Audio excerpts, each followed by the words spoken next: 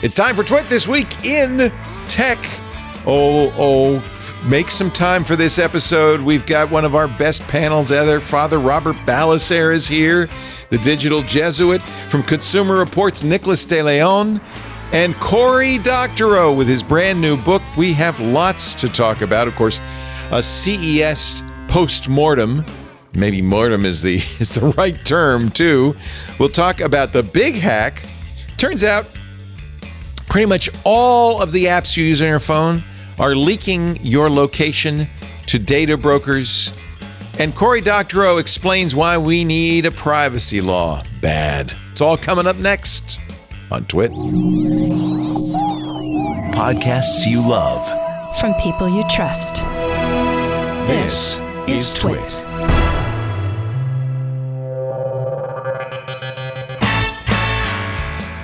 This is TWiT, This Week in Tech, episode 1014, recorded Sunday, January 12th, 2025. Just say it's capitalism.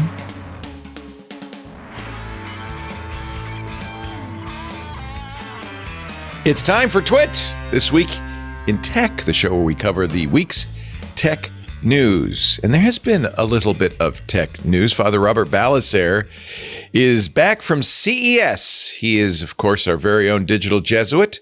Actually, you're not back. You're still in Nevada, as you said. For another month. I'm on parent duty. Oh, good for you. Well, love to your folks, and I hope they do okay. We just put one of ours in hospice, so I know how it is. Sorry, Leo. Yeah. Anyway, it's great to see you. We will get all your CES report. You're still editing the clips, which we will put up when they many clips, and actually some interesting stuff. You know, I have to get by this basic negativity I have because I've seen it before. Because for some people, this is amazing technology that made its way over to Vegas. Okay, well, I'm going to be the guy you have to talk out of. Skepticism. Also, Nicholas De Leon is here from Consumer Reports.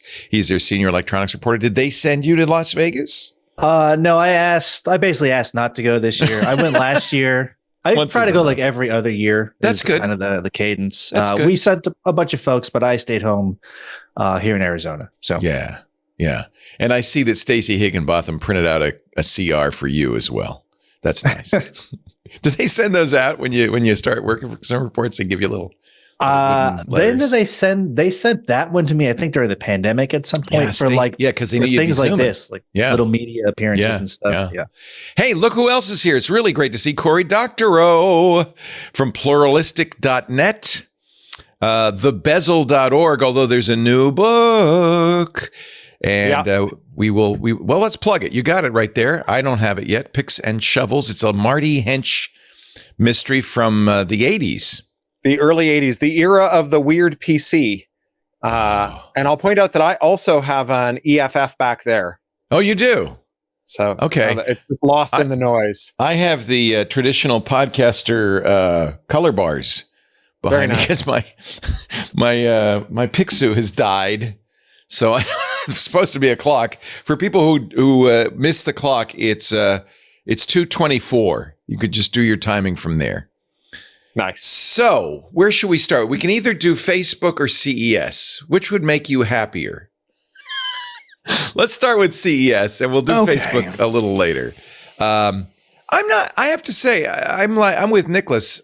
Going every year seems a lot to me. I haven't been since COVID. And it seems like there's always going to be new TVs. There's going to be a lot of concept stuff. But is there something, this year, of course, it was AI everywhere, right? What'd you see that was good, that was important? Yeah, that's about it. Yeah. So, I mean, look, every year we can tease a couple of interesting things out of CES, but I was speaking to Benito before we started the show, and we could have replayed the package I created for last year, and it would be exactly the same as the package I create for this year, because it's EVs, it's AI, some new screens, and then the rest of it. And the rest of it wasn't really great. In fact, some of the biggest motion that I saw at CES came before the actual show started. It was during the press days. Sony announced some new partnerships. They announced that their new vehicle, their collaboration with Honda, which is, by the way, $90,000 car is crap. Oh, really? It's Sony is doing a grand experiment to see who will pay $90,000 for a $40,000 EV with a PlayStation. That's probably the best way I can describe it. I noticed that Nicholas has a stuffed PS3 controller on his sofa. Well, PS5, but yes. All right. So maybe you're the one. 90,000 feels a little expensive. I remember I'm pretty sure I saw the Sony concept car at CES last year as well.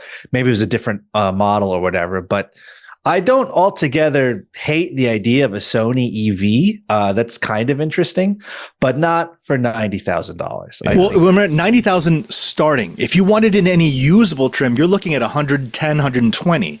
Oh, yeah. And for that 90,000, you get terrible range. You get a terrible power system. It does not charge as quickly as like a Tesla or even a Nissan Leaf. You get styling that I think they want it to be futuristic. It's got a dash wide screen where you can put up the different apps that you want to run. But other than that, it's not a great car. I mean, it's an okay car. It's a decent EV, but again, it's like a $40,000 EV, but they think you're going to pay more because it's Sony Honda. Not so much. Yeah, maybe in like 1990 when Sony was still like, it's not the brand it used to be. Oh, no. By the way, Leo, you're going to love this because their big announcement was all of these features like driver assist and self-parking. It's absolutely free for 3 years. Yeah, first 3 years. Yeah, that's the new. I think it's inevitable. We're going to see subscription cars. I mean, everybody wants to do it. The only reason there's such a thing as a subscription car is that the Digital Millennium Copyright Act makes it illegal to reverse engineer it and just make a mod that lets you turn that subscription into something you own.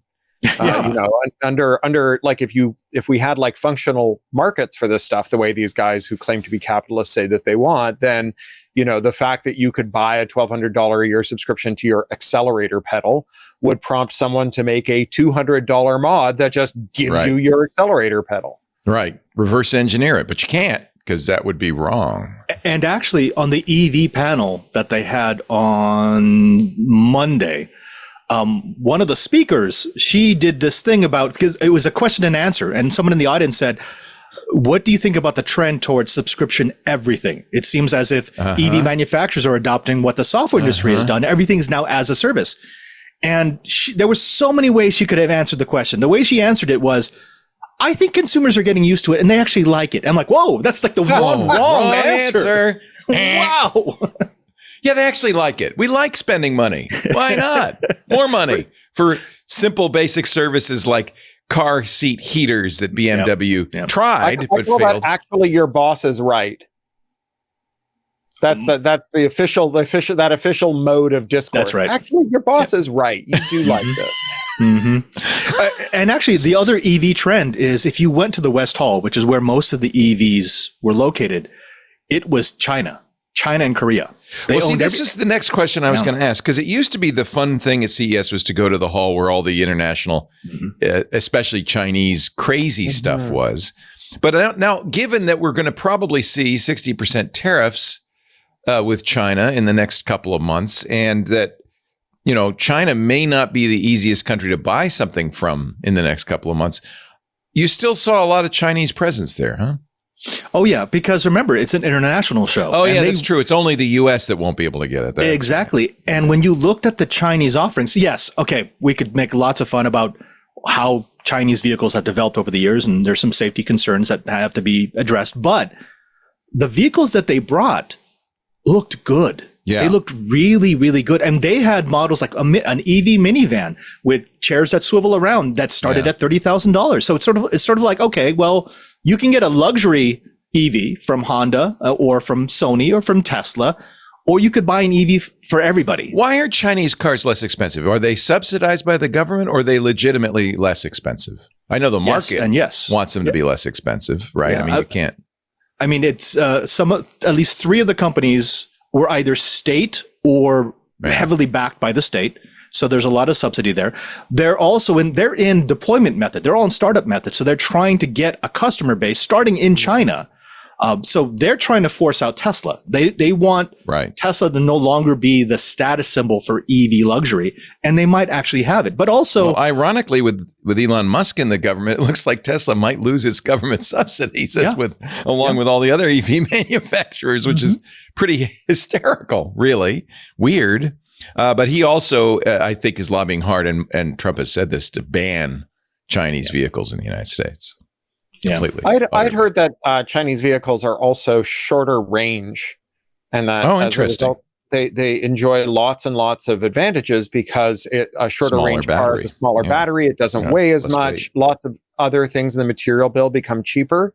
And given that, the very large majority of the trips that most people take are quite short range, we have a car with a 200-mile EV range, which turns out not to be as useful as we thought it would be. Like, it's not enough to get us to San Diego, and it's way more than we need to get to like Anaheim. Right. So we end up renting a car when we go, if we go skiing or something, we'll rent a car. We don't try and get anywhere in our 200-mile EV. And we paid a substantial premium versus, say, 150-mile EV to get that 200 miles. And, honestly, if I had it to do over again, I would get a 50-mile EV. It's the number one complaint I hear from Americans about EVs is the range.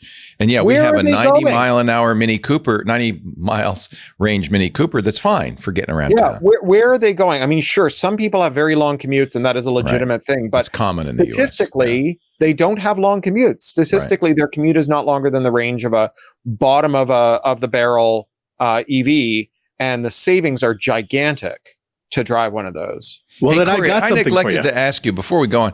You're okay, right? You're in the LA area, I know. Yeah, we're not in the bit that's on fire. The Hollywood Hills fire was close, but it's out.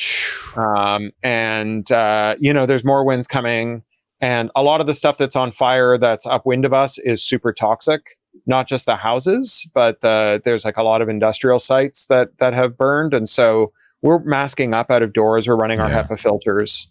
But we did that in the fires up here in Sonoma County. I know how you feel. It's awful. My kid's school was shut last week, and my wife's office, and I swim in the pool across the street for pain control, and that was shut all week. But they all say that they're reopening tomorrow, but the winds are going to kick up again tomorrow and last till Wednesday, so it could get bad again. Our deepest condolences. I should have started the show with this, and I completely thankfully, we don't need any condolences, but there are lots of people who do. Well, Kevin Rose is one. Kevin is fine, and Daria is fine. Their kids and Toasted the dog is fine, but they were burned out of their home in Pacific Palisades, which they just built. My wife took a load of non-perishables and PPE and medical supplies and water to the Rose Bowl yesterday. And I guess if anyone is within sound of this voice and you've got things to donate, that they've got all the clothes they need, but everything else they're short on, and they're collecting it at the Rose Bowl. Yeah, the two big Jesuit schools, Loyola and Loyola Marymount, have opened up their doors, and they're taking in people who just need a place to stay. They're making sure they're clothed and fed. So it's bad. I think we lost one of our communities, and then my family, we lost two of our family members lost their houses. So it's big. I mean, the area that's already been burned is bigger than the entire city of San Francisco. Yeah. So it's not small. Yeah. Just horrific. So, all we can say once again, hang in there. And we have a phrase here, Sonoma strong, after several years of fires. We're going to have another very, very dry January and February, which puts us also at risk. And it's really a scary thing because you're not safe. So we're just thinking of you. And Kevin, it is weird that January is now fire season. Yeah, that doesn't seem right, does it? Right? I mean, that's not normal. That's not okay. Yeah. I think we probably have, and I don't know, but I imagine we have a few listeners who are also displaced. I'd be surprised if there weren't. Yeah. I mean, the evacuation zones were quite large, much larger, obviously, than the zones that burned. So, yeah. I've been using Watch Duty ever since our fires up here, and I know that a lot of people in the Southland also recognize the value of Watch Duty, and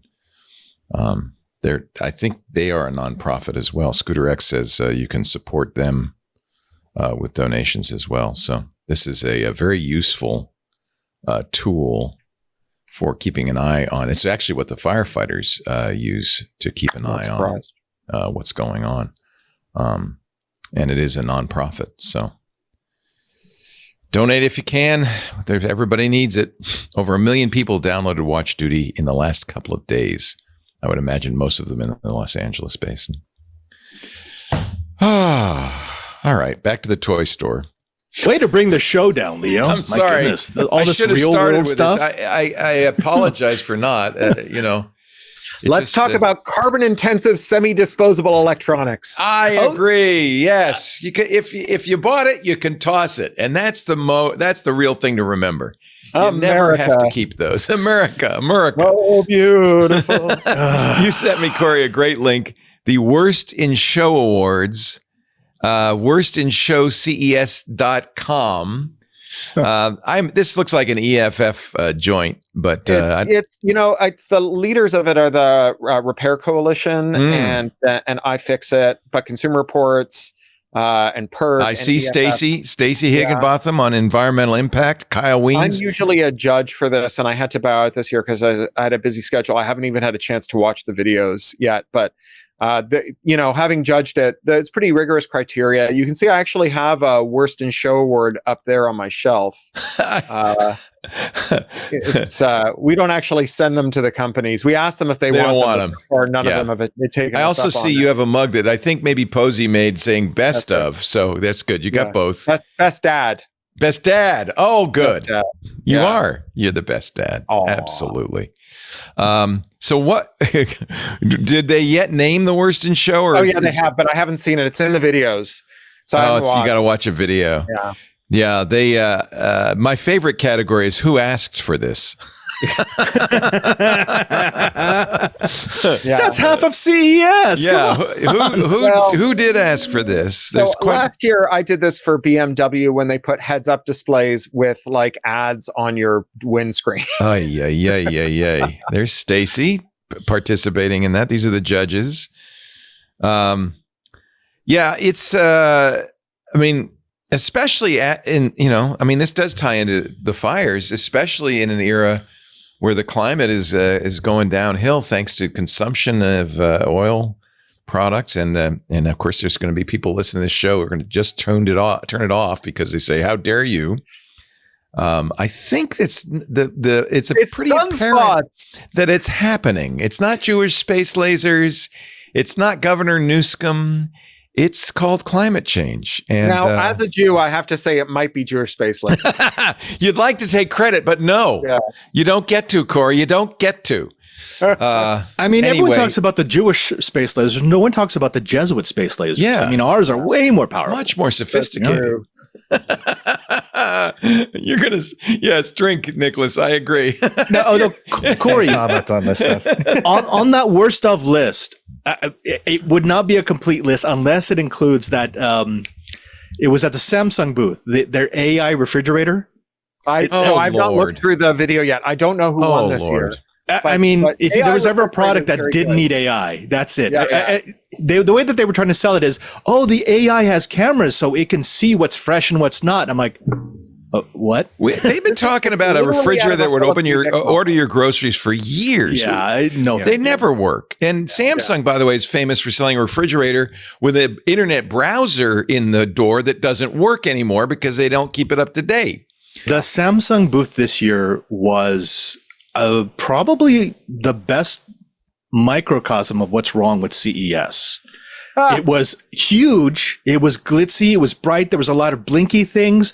And there was nothing of substance in there. Half the booth was just hype, not actual product, but, wouldn't it be nice if we did this and this and this? That's like the worst of CES. It's like, look, actually show me something rather than trying to get me excited about something that might or might not happen in 5 years. Cindy Cohn, who is, of course, the EFF director, nominated in order to suck in bathtub their data and their money. That's why when I polled my coworkers at EFF about the worst in show for CES for 2025, they suggested the increasing trend of smart infant products, which God, those were everywhere. Parents, those were everywhere. Which, if you read the comments, often end up traumatizing those new parents. Yes, because you think you're Don't put your baby in the robot. The robot, and the worst thing is, not only is the robot not really doing a good job of caring for your baby, it's collecting all the information it possibly can. Yep. They had a baby monitor. They said the selling point was, oh, and it stores all your audio and video safely in the cloud. I'm like, no, don't do that. Safely. Are you kidding me? In the cloud. It's safe. It's safely in the cloud. What are you talking about? We store this data safely in this package we've made out of saran wrap. Nathan Proctor, who is with the Public Interest Resource Group, nominated the product. Who asked for this? Wondered why your washing machine couldn't make phone calls? No. Now with our new bespoke AI appliances, you won't have to worry about keeping your pocket-sized phone on you to take phone calls. I missed this one. Your fridge or oven can handle those duties. This sounds like the instead. Samsung. According to their press release, it's a bold step forward in realizing its screens everywhere vision. Now, considering Samsung's well-litigated patent, this is the one you were talking about, Corey. This might be appealing vision to their. Who asked? That's the winner, and who asked for this? Yeah. I won't keep playing it because I don't want to take away views from them. Go to worstinshowces.com. Cindy Cohn, executive director of EFF on privacy. Paul Roberts, who is a founder of Secure Repairs on security. Stacey Higginbotham from Consumer Reports on environmental impact. Kyle Weems of iFixit on repairability. Nathan Proctor from PERG with my favorite category, who asked for this. And I will leave a cliffhanger, overall worst in show, from the executive director of repair.org, Gay Gordon Byrne. I can only imagine. If the Samsung is not the worst in the show, if the bassinet that spies on your baby is not the worst in the show, what could it be? This is the show that has seen the debut of laparoscopic sex toys. So, yes. What do you mean?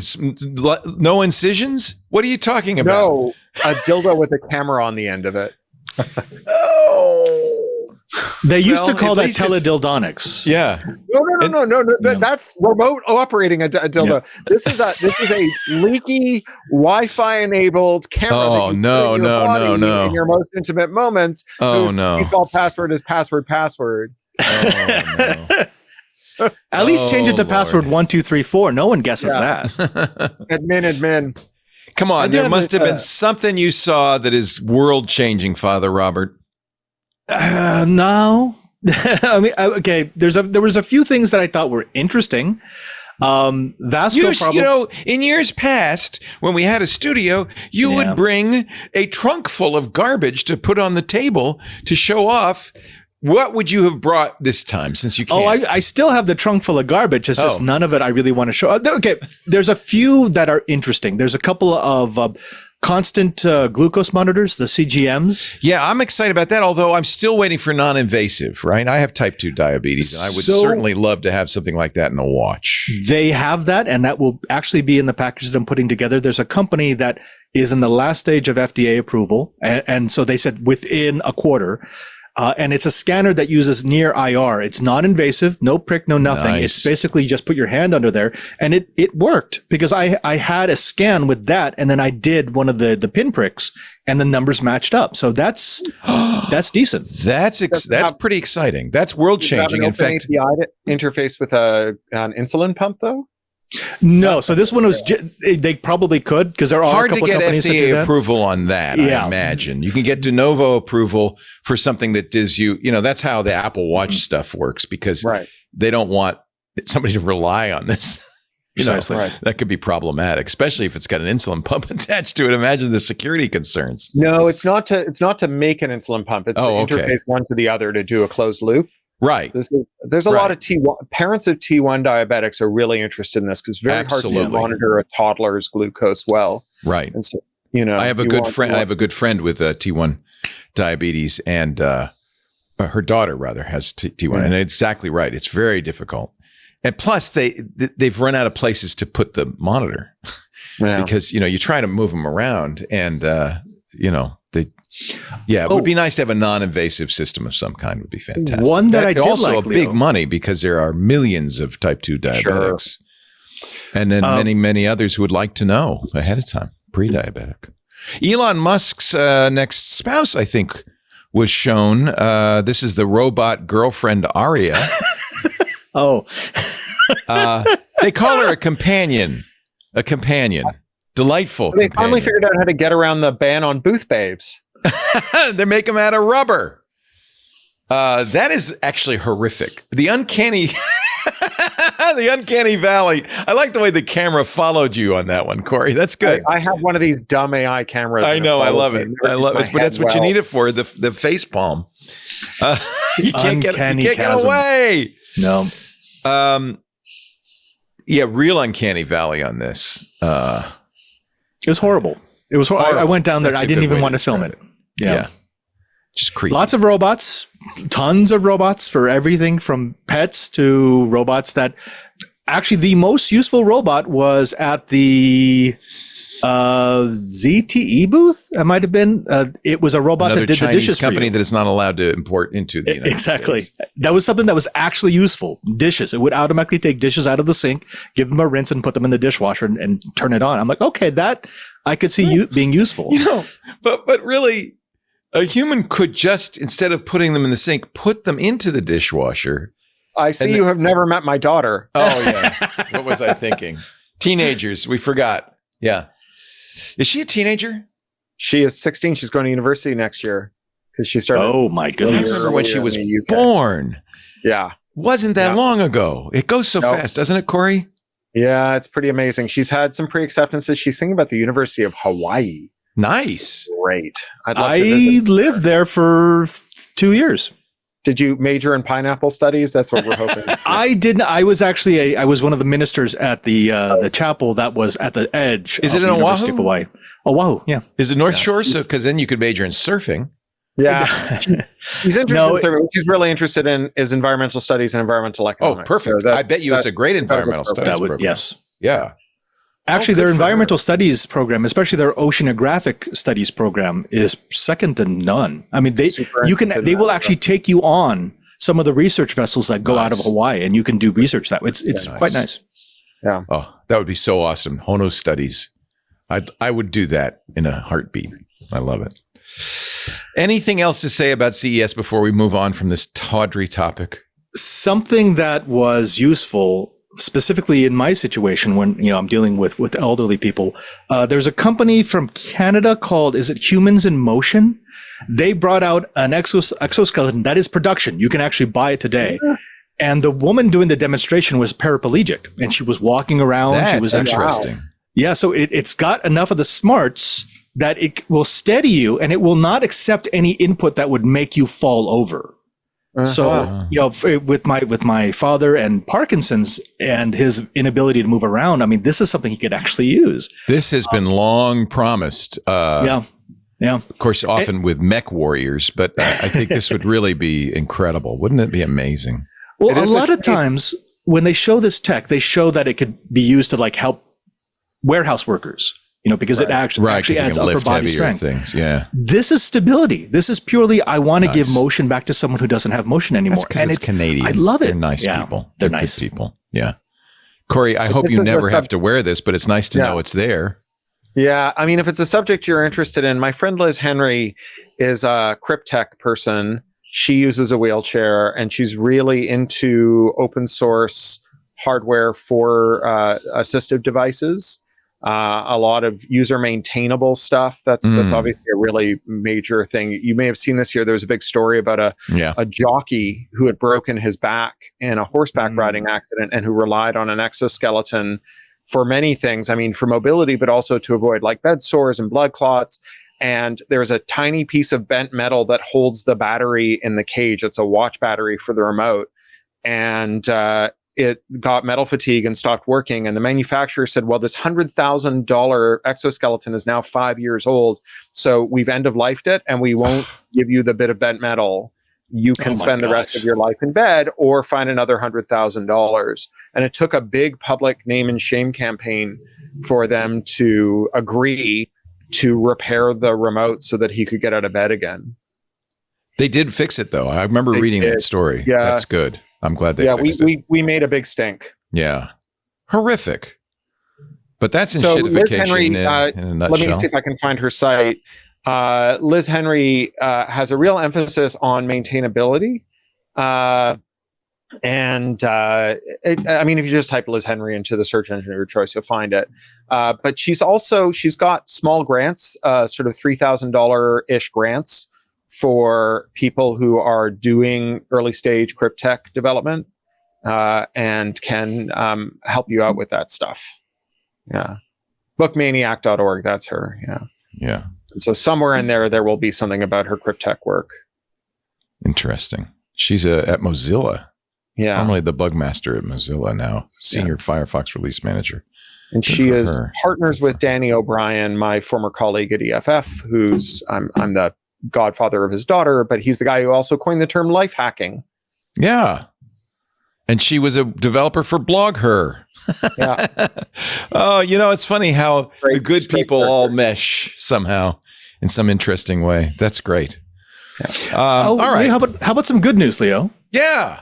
So the representative from OpenAI, she was part of the AARP had a huge section of the Venetian Innovation Pavilion. And yes, they brought up. We can't quite get there from the LVCC, but that was nice of them. Exactly, but it wasn't. By the just way, the I tech. am in the AARP, and I am well old enough to be in there. So And I'm you not should mocking anybody that's because different one of from the me. topics that they brought up was the education of the elderly and safeguards so that the new generation of deep fakes and AI scam calls don't affect them. Can you imagine? Yeah, so there was this big call. She was like, look, we need companies to help us with this because we know it's a problem and we're enabling it and we don't know how to not enable it. Yeah. So that was interesting. A little admission from an up and coming company that their product is being used for wrong. Yeah. That's interesting. AARP are getting on the forefront of this stuff. I was at a hearing for the Consumer Finance Protection Bureau. They have a rule that will effectively ban data brokers that they're finalizing, and they were collecting data stories. And one of them was from the AARP, and you can buy as an ad target seniors with dementia. Great. Oh my, are you kidding me? With dementia. And also there was also someone from the Pentagon talking about ad targeting for service people with gambling problems. And also, notoriously, Facebook was advertising was offering teenagers with depression as an ad targeting body. Right. What is the status of that regulation? Is that going to happen before January 20th? I don't know if they'll finalize it before January 20th. You'd like to hope that there'd be continuity. I don't know if Rohit Chopra is going to step down or not. I haven't followed that. But the interesting thing about the CFPB is there was a Supreme Court case about their authority to do rulemaking.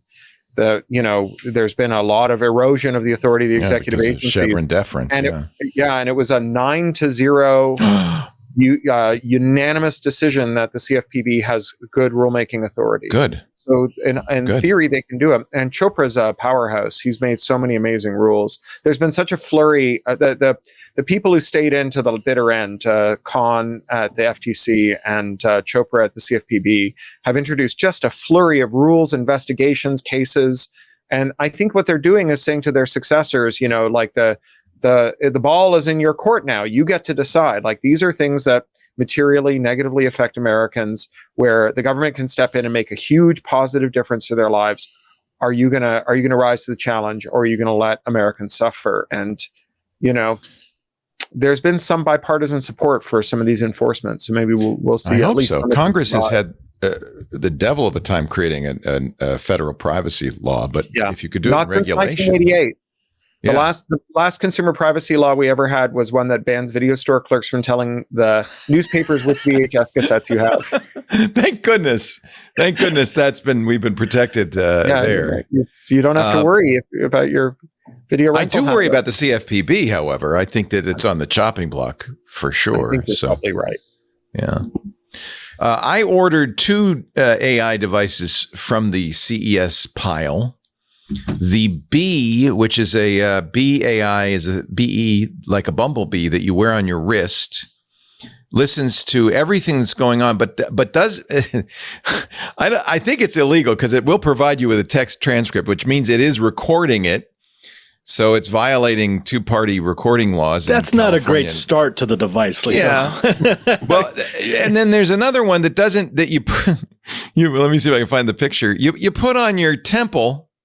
It looks like a giant pearl that you stick on your temple, and then it just gives you notes. It doesn't necessarily record. It just says, oh, and the reason you wear it in your temple, this is snake oil.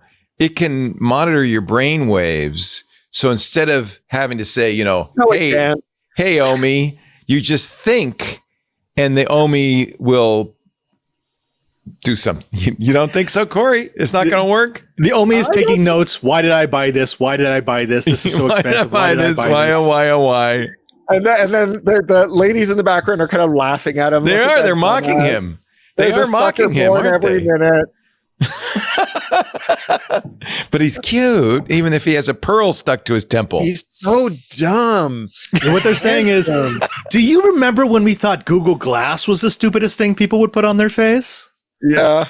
So I did order both of these. They weren't very expensive. I mean, I think they make their money on the monthly subscription. So this one makes a little more sense. I did not order these. These are earbuds with AI, but I mean, I think Apple's going to give us those at some point. So right. The voice cloning stuff was pretty cool. There's at least two different translator companies that not only do they do a decent job of translating from one language to another, but they will translate you into another language using your voice. Which I'm like, okay, I love that. Decent. Well, yeah. and I think Google's promised that with Gemini, so that we can make podcasts. In fact, I've even seen them. They have the lip sync and everything in a different language in your voice. I think that's pretty cool. That'll happen. And at that point, we'll start offering our shows in other languages I don't speak. If you're going to do that, though, you really need to cut down, or we have to cut down our use of idioms, because idioms don't translate well into other languages. Yeah. Mama, I don't know. I'll think of an idiom in a moment. Why does that man keep talking about horses and barns? What's going on? I just ran into this because in I've got an enshittification book that I turned in to my editor at Forestry Room. We're going through edits, and I used the phrase, they're getting worked like government mules. Oh, yeah. Which my editor had never encountered. And he was like, I don't understand this simile. And I think we should replace it with one that's more obvious. And I'm like, it's idiom. It's very old. There are many variations. They beat you like a government mule. They worked you like a government mule. They ran you like a government mule. Even if you don't know the long and sordid history of government mules, that simile kind of works. Okay. That's what I thought. Yeah. Let me give you an example. Not too long ago, I was working on a project with a very important religious leader, and the idiom that he used was one from Venezuela, and the translation into English is something like, when the chicken sees the pot boiling, it might as well jump in. Which we can kind of get that. It's like, well, when it's a done deal, it's a done deal, right? Yeah. But when AI translated that into Italian, the translation was something along the lines of, the chicken gets mad because it's being murdered. And it's like, whoa, what? That sounds like Apple notifications to me. Exactly. So not always. It's a hit or miss thing. And yeah, there's a Central American idiom, tengo soro en mi tripa. There's a fox in my tripe. Exactly. Right? It means I've got a stomach ache. Mm-hmm. Wow. And then siento como un perro envenenado. I feel like a poisoned dog, which means I'm hungover. Mm-hmm. Oh, yeah. I'll use that. Mama, why does the podcast keep talking about mules and dogs? Let's pause for a moment and talk about something more commercially interesting, and then we will continue with a great panel. Cory Doctorow is here. Nicholas DeLeon is just enjoying his beverage. Go ahead. Yeah. No, I actually wanted to ask, before we jump ahead, was CES always this silly? Was it always this hype? Oh, that's a good question. I remember reading one of my favorite magazines as a kid was Sound and Vision magazine, which is like a home theater magazine. And you'd always read the dispatches of like, all this new TV tech, plasma on the horizon. I don't remember them really like dunking on too much stuff. Like, just seems to be what people do now. Did it just become kind of like a parody of itself, or was it always? I don't know. It changed with Apple. Okay. And I'll tease that while Leo does the ad.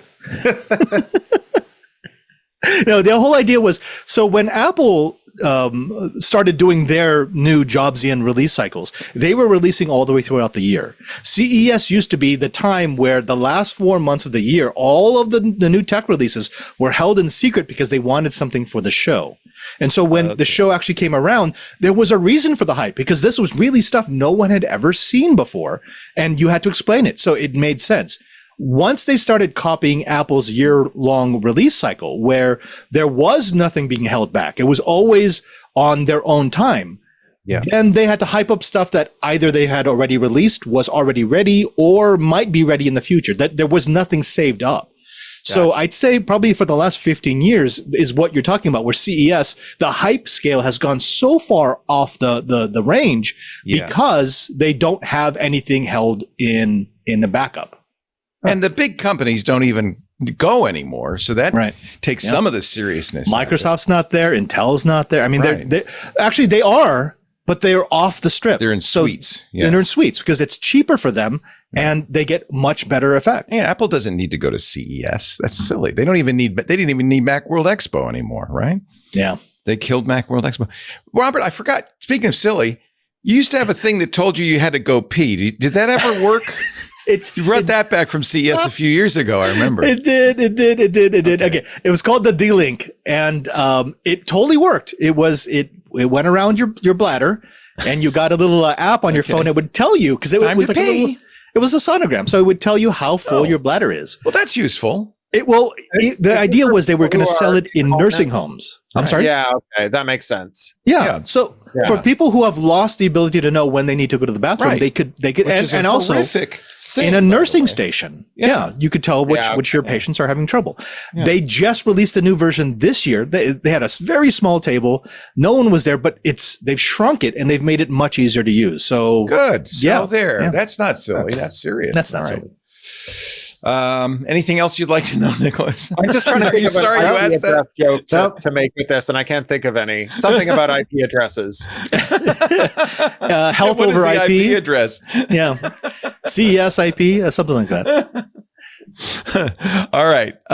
We really do have to take a break now, so you all can do whatever you need to do. Father Robert Ballecer is here, the digital Jesuit. Great to have you. His app is jesuitpilgrimage.app, which I didn't know. See, I asked you about some other projects. You said, well, we don't take credit in the church for that because it's a big team.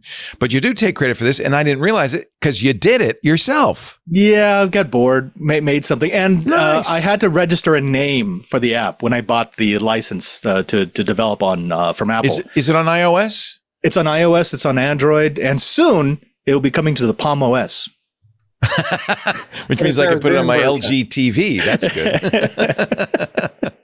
Also, Nicholas De Leon, who is the senior technology electronics reporter for the Consumer Reports. Geez, you'd think the senior electronics reporter for Consumer Reports would go to the Consumer Electronics Show, but no, Nicholas is too senior for that. That's how you know somebody's senior. When they can go, yeah, not this year. Well, it's fun. I like CES. I've been to many of them. I always like party. It's a fun show. It is very, depending upon your role, it's like a ton of work. It's not just like a fun, you're going. It's much more fun when you're not reporting, when you're just going. I would imagine so, yes. Yeah, I've done that. Actually, the one thing I did wish I had gone to see, I guess Delta used the Sphere for its keynote. And they used it to good effect. That big giant sphere inside is a giant projector, and it looked like. And you know what they announced? That Delta was no longer partnering with Lyft, and they were now partnering with Uber. That was their announcement. They rented the Sphere for a day, put up tons of decorations, invited the press, and I'm sure offered them poo-poos. And that's it. No, it was worth it to go in the Sphere. The Sphere is awesome. Creators got very excited because they also announced they were going to start putting some creator content in their seatback entertainment. Yeah, that was a waste. But the Sphere was cool. The Sphere was very. Did you get to go? Did you get to see it? Of course. Yeah. I'm so jealous. That I wish I'd seen. Yeah, I bet. Cory Doctorow also here. His new book is coming out February 18th, Picks and Shovels. Now, that could be two things. It could be about infrastructure or it could be about Levi's. It's about grifters. Grifters. Why am I not in the camera? What has happened to the my AI decided the book was more interesting. I hate to tell you, Cory. It's about grifters. So it's Martin Hench, my forensic accountant. It's his first adventure in Silicon Valley. Love it. In the early 80s, he drops out of a CS program at MIT because he's too busy programming computers to go to class, ends up becoming a CPA, follows his roommate out to San Francisco looking for gold. And his first job is working for a weird PC company. And this was the golden era of weird PCs. When everyone was making a weird PC. Halt and Catch Fire era, right? Yeah, the halt and exactly that era. And the weird PC company he works for is called Fidelity Computing. And it sounds like a joke. It's run by a Mormon bishop, a Catholic priest, and an Orthodox rabbi. But the joke is that it's a faith-selling multi-level marketing scam. And they are preying on their parishioners. And he very quickly realizes he's working for the bad guys when they hire him to destroy a rival firm that was founded by three people who've left the firm. One is a nun who's fallen in with liberation theology Marxists in Central America. One is an Orthodox woman who's been kicked out of her family because she's gay, and one is a Mormon woman who's left the church over its opposition to the Equal Rights Amendment. And so he joins with them, and they get into a trade war with this weird PC company, which very quickly becomes a shooting war because it turns out that these guys aren't just scammers, they're mobbed up. And so it's a high tension, high stakes mafia thriller about. Are there any chase scenes? So it's a documentary, basically. There's nothing you mentioned that I haven't seen in the church. So Jello Biafra's in it. This is the era when he's like running for mayor of San dead Francisco. Kennedys. Yeah. They're doing Unix shell programming on $80,000 workstations, and this is awesome. Hands soldering their own floppy drives and doing all kinds of fun things. And it's like a version of the startup narrative that's built around the busting the grift instead of like faking it till you make it. Love that. Let's bust the grift. Stephen Levy said nice things about it. Stephen Fry wrote a long. I asked him for a quote. He sent me like a page of love notes to the book. So it's had great early notes. All these computer historians, Claire Evans, who wrote Broadband, and Stephen Levy, as I said, John Markoff. Were you around in that era? I was a PC kid. Yeah, so you were a kid, but you were into it. I was a modem using PC PC kid, right? My dad was a computer science teacher, so we had terminals in the house in the 70s, and then an Apple II Plus in 79. And I always say that like I didn't have lowercase letters for 4 years because we could either use a slot or a modem or a 80 column card, and there was no way I was taking my modem out of my computer. So I had 40 columns of all capital letters so that I could dial up BBSs. Wow. That's great. And I was running those BBSs in 1985. That's good memories. I can't wait to read it. I tried to buy it, and they said, no, February 18th. But there is a Kickstarter. You can go to the Kickstarter, and that's MartinHench.com.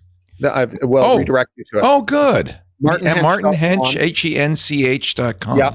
And as with all my books, I've done my own audiobook for this. So because Audible won't carry any of my books because they're DRM free, I have to make my own audiobooks and sell them myself. And so the way that I recoup the substantial cost of hiring Will Wheaton and getting a professional studio and a great editor is by pre-selling a whole ton of them on the Kickstarter, as well as hardcovers and ebooks and so on. And if there's a tech scam that you really like from the last 40 years, and you're feeling very spendy, you can commission a short story about Martin Hench busting that scam.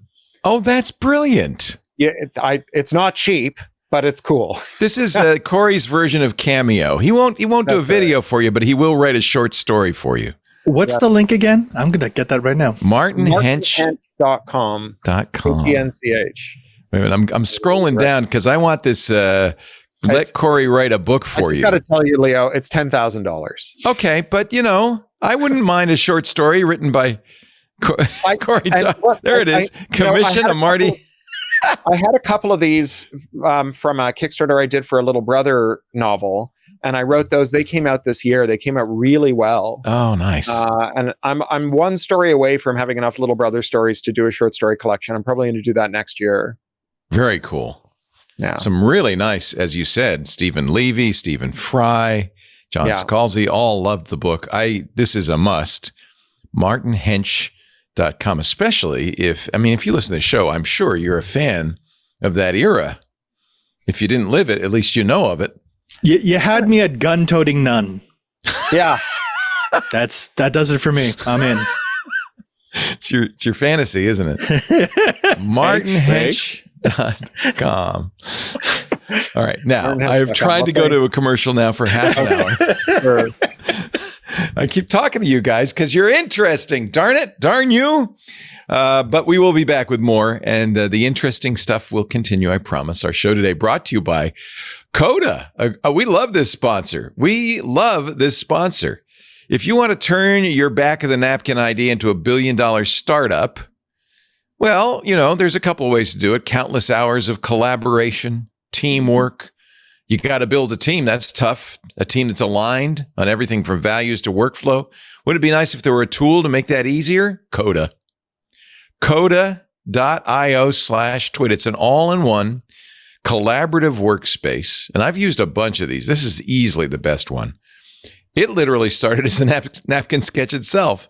And in 5 years since launching in beta, Coda has helped 50,000 teams all over the world get on the same page. With Coda, you get the flexibility of docs, the structure of spreadsheets, the power of applications, and the intelligence of AI, all built for enterprise. All there when you need it, because it's all part of Coda's seamless workspace. It facilitates deeper collaboration, quicker creativity, gives you more time to build, less time futzing around with the tools. They're all there whenever you need it. In fact, Coda is going to help you generate new ideas. That's what's so cool about it. When a tool is ready to hand, the minute something, the germ of an idea starts, you got the tool, it makes it so much easier to bring it to life. That's why I use Coda. If you're a startup team looking to increase alignment and agility, Coda can help you move from planning to execution in record time. Try it for yourself. Go to Coda, CODA.io/TWiT today. We offered this the last time they were on, and people jumped at this. I hope you take advantage of this. 6 free months of the team plan for startups. That's enough to get your startup off and running, frankly. CODA.io/TWiT. Get started for free and get 6 free months of the team plan.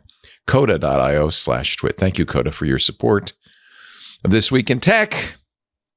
And you support us when you go to that address so they know you saw it here. Coda.io/TWiT.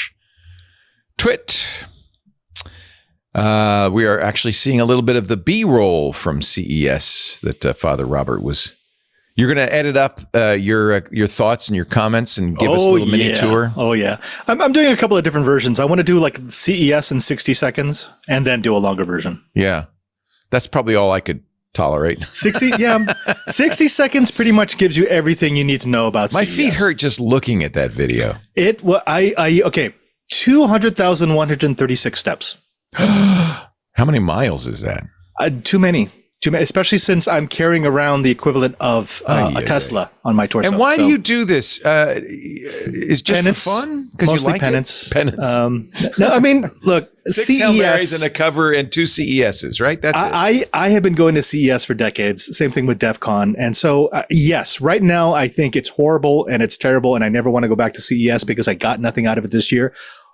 Give me 6 months and I'll feel different, because every once in a while, something wonderful happens at CES. Something incredible, something fantastic, something very cool.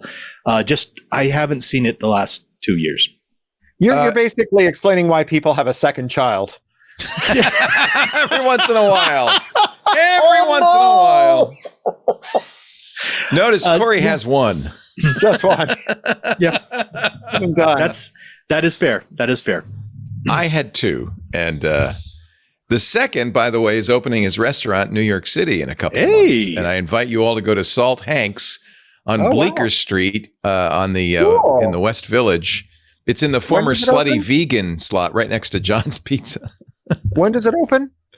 Well, with restaurant openings, he's hoping to open in the spring, early summer. They're going to do a soft open, right? A soft open first. You will hear a lot about it on our shows because I will be all excited and I'll be going out to New York and we might even do I'm a gonna show be from there there. February 26th. We're doing a book event at the Strand with John Hodgman, but it sounds like it Oh, won't be how open. fun. Yeah, it's going to be great. I've got great tour interlocutors, Ken Liu, Charlie Jane Anders, Will Wheaton, Dan Savage, John Hodgman, Peter Sagal. It's going to be really fun. That's fun. Is it Seagal or Sagal? Sagal from Wait, Don't Tell Me. Yeah, I thought it was Seagal. No, Sagal. It's Sagal? Okay. Yeah. I know who he is. I love him. Yeah. By the way, we were speaking of DEF CON. And Cory sent me this toot from Jeremiah Kimmelman at journa.host, thinking of Aaron Swartz today, and I'm stuck on this photo. This is a photo we've showed before. This is a class of people at Y Combinator. About, I don't know, was this 15 years ago? Something like that. You see a young Sam Altman, who still looks the same age, by the way, standing right next to a very young Aaron Swartz. Yeah. America's, what do they call him? Boy? The internet's own boy. That's the wonderful Brian Knappenberg documentary. Yeah. Yeah. And I think the point Jeremiah's making is actually really interesting. He says he and the guy next to him, OpenAI's Sam Altman, each scraped thousands of documents. Remember, Aaron Swartz got in trouble with the Computer Fraud Act for downloading papers we paid for. Scientific papers we paid for. He was allowed to download. The charge was that he was allowed to download them, but he wasn't allowed to write a script to do it. And on that basis, they charged him with 13 felonies and threatened him with 35 years in prison. Yeah. And he took his life as a result.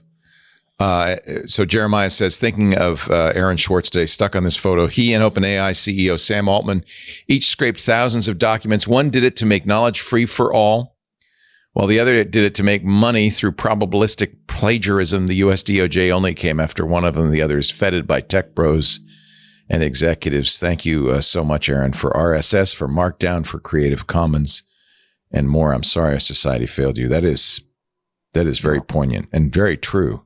Yeah, yesterday was the anniversary of Aaron's death. It was a rough time. I will say that Aaron never told anyone why he downloaded those documents, to my knowledge. He might have been planning to make them available, but he had previously done something else where he'd scraped the whole corpus of law review articles and then compared the kind of publications that academic lawyers did before and after their departments got giant donations from oil companies to see whether they started arguing that oil companies shouldn't have liability for climate change. And unsurprisingly, they did. And so it's not beyond the possibility that Aaron was scraping all of those JSTOR articles to do some kind of big textual analysis. He might not have intended to republish them. If he had, I would have supported him, but we don't even know why he We don't even know why. He was at MIT, right? Well, he was at Harvard. But he had an account at MIT, and he was allowed to be there. He was allowed to use their Wi-Fi, and when he was on their Wi-Fi, he was allowed to access JSTOR. All of those were things that he was permitted to do. But rather than click the links one at a time when he accessed JSTOR, he wrote a little script that as one does. Yeah, and that was a violation of the Computer Fraud and Abuse Act, a law that Ronald Reagan passed in a panic after watching War Games in 1986. Oh my God! Prosecutor said we can't do anything about this stuff because there's not enough laws for it. You need to make a law, and so Reagan signed. Well, he whipped his Congress to pass the Computer Fraud and Abuse Act, and then he signed it in 1986. It's a ridiculously broad law. It's been narrowed recently through a Supreme Court case called Van Buren, but it's still way too broad. And it basically says you can't exceed your authorization on a computer. And so what the prosecution argued here was that Aaron was authorized to access every file that he accessed, but he wasn't authorized to access them with a script, and so he exceeded his authorization. They just tried to use that in Georgia, was it 3 years ago? Because they said, somebody breached our security, and they got addresses for all of our state employees because they hit F11, because it was included in all the comments of the HTML page. And they were saying, that's and then it was struck down. So obviously something has changed, but I did not know the backstory about why Ronald Reagan did that. That's crazy. CFAA was absurdly broad. So we had a client who was using the iPad version of the AT&T billing app, and he looked at the URL it was loading, and it just ended in a serial number. And he was like, is that a globally unique number, or is that a serial number? So he added one to it, and he was looking at someone else's billing data. And he realized that he could enumerate several million AT&T clients' billing data, their personal home addresses, financial data, and so on. And he published that AT&T had this leak, and he was actually criminally convicted and went to prison. And we ran his appeal because we did not want that precedent being set. That's our own Randall Swartz, who for a long time hosted Floss Weekly, was convicted under the CFAA for 3 felony counts and 5 years probation. He did get the felonies expunged, thank goodness, but still. And he never did. It was the same. It was very similar. He said, I obtained, he was working at Intel, and he said, trying to help Intel by revealing a problem in their security. They didn't like it too much. Yeah, I mean, there's a broad sense among vendors that bad news about their company should be theirs to time and release, and that if they don't think this bad news should be in the public eye, then no one should be able to say it. I mean, there might be circumstances in which certain bad news might not be something that you'd want to publish right away. I'm thinking of things like Heartbleed, where maybe you want to wait for patch it first. To be pushed. But vendors whose stock prices go down when the bad news is published are not the people who should be the custodians of the decision about when bad news can be published. They are not neutral arbiters of that question, and they routinely and continuously make bad choices. Well, I thought that had been somewhat fixed by laws requiring them to reveal breaches. Don't they have to at this point? That's breaches. That's not vulns. Yeah, well, you can hide the vulnerabilities as long as. So if you've got a continuous glucose monitor and you've hooked it up to your insulin pump to make a closed loop artificial pancreas, and there's a vuln that allows you to wirelessly dump all the insulin into your bloodstream all at once, as there have been many of for Medtronic's pumps, you might want to know about that, right? Because someone can kill you where you stand with a little Wi-Fi device, and that might be something that enters into your consideration before you buy that device or use it or wear it in public or whatever. And the idea that the firm gets to decide who when you get to know that is, I think, very bad. Well, that brings us to this story that train hackers you gave us. The Newag DRM disclosure. What's that all about? So this is this gang of hackers in Poland called Dragon Sector. That's the name of their Capture the Flag team. And they got a call from a state train operator saying, we bought these trains from Newag. It's a Polish word, so the W is a V, pronounced as a V. Newag. We bought these trains from Newag. And we put out the maintenance contract to tender, and Newag was not the best bidder, so we have someone else. But every time we take it in for service or bring it to the depot or just park it, the trains brick themselves and we can't unbrick them. We think something weird is happening. So they went and they looked at the firmware, and it had been booby-trapped. Newag had logic bombed its own trains. So if the train entered a geofenced area that included a third-party service depot, or if it was stationary for a certain amount of time, or if there was a third-party component that was installed in the loco, then the train would brick itself. Wow. And in other words, they wanted to prevent somebody from taking it to a third-party repair facility. They wanted to prevent their customers from using these third-party repair depots that had won the competitive tender for maintenance service on these trains. And so they revealed all kinds of crazy things, so they went into this. It turns out that there was a way to override it where you would go into the toilet in one cabin, and then like lock and unlock the door twice, and then press the emergency call, and the train would debrick itself. Up, down, left, right. Yeah, only in a toilet. Okay. And they found out that that there was a guy. There's another state-owned train company that every time they took their train to this one station just on the track, it would freeze. It would brick itself. Like it would literally stop on the track filled with passengers. Wow. And just stop dead, right? And when they decompiled the software, they saw that the geolocation rectangle for a nearby service depot had been sloppily drawn and included a little section of track. And so that track was like booby trapped. It turned out that this third-party train company had never revealed this because what they ended up doing was removing the GPSs from their trains. Hey, that works. So we fixed it. They presented this at CCC, which is the Chaos Communications Congress, which is held in Germany every year, and it's the most hardcore of all the information sec conferences. Yeah, I think somebody in our chat, I think Galio was there. Yeah, right, Galio? Yeah, last couple of weeks ago. Yeah. The thing that makes it so hardcore is it's held between Christmas and New Year's. Yeah, that's hardcore. You have to be willing to like talk your family into saying, "Hey, instead of going to see your family at Christmas or going skiing or whatever, how about we go to this hacker conference in Hamburg?" Sure. And Hamburg is so lovely that time of year, I must say. Yeah. So they presented in 2023, which was like the end of the year, and then they got sued repeatedly by this company, and there have been multiple parliamentary inquiries and so on. And one of the causes of action here is that the law in America that bans reverse engineering, Section 12.1 of the Digital Millennium Copyright Act, the DRM law, that says that removing DRM, trafficking a device to remove remove DRM is a felony punishable by a 5-year prison sentence and a $500,000 fine. The U.S. Trade Representative went to Europe in 2001 and got them to transpose that into the European Copyright Directive. So Article 6 of the Copyright Directive says the same thing. And of course, Poland is part of the European Union. And, Poland has been like a source of amazing hackers doing incredible things for many years. During lockdown, Medtronic, the company with the dodgy insulin pumps, they also make the world's most widely used workhorse ventilator. And they use parts pairing for all the major components in the ventilator. So if you take a dead ventilator with a live screen and put that into a live ventilator with a dead screen, because it's not serialized to the central computer, unless you're an authorized Medtronic technician who types in an unlock code, it won't recognize the screen. It's the same thing John Deere tractors do. It's the same thing cars do. It's called parts pairing or VIN locking.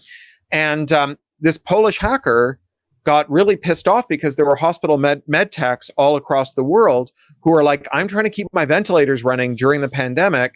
Medtronic can't even send a technician to type in unlock code. There's no planes flying.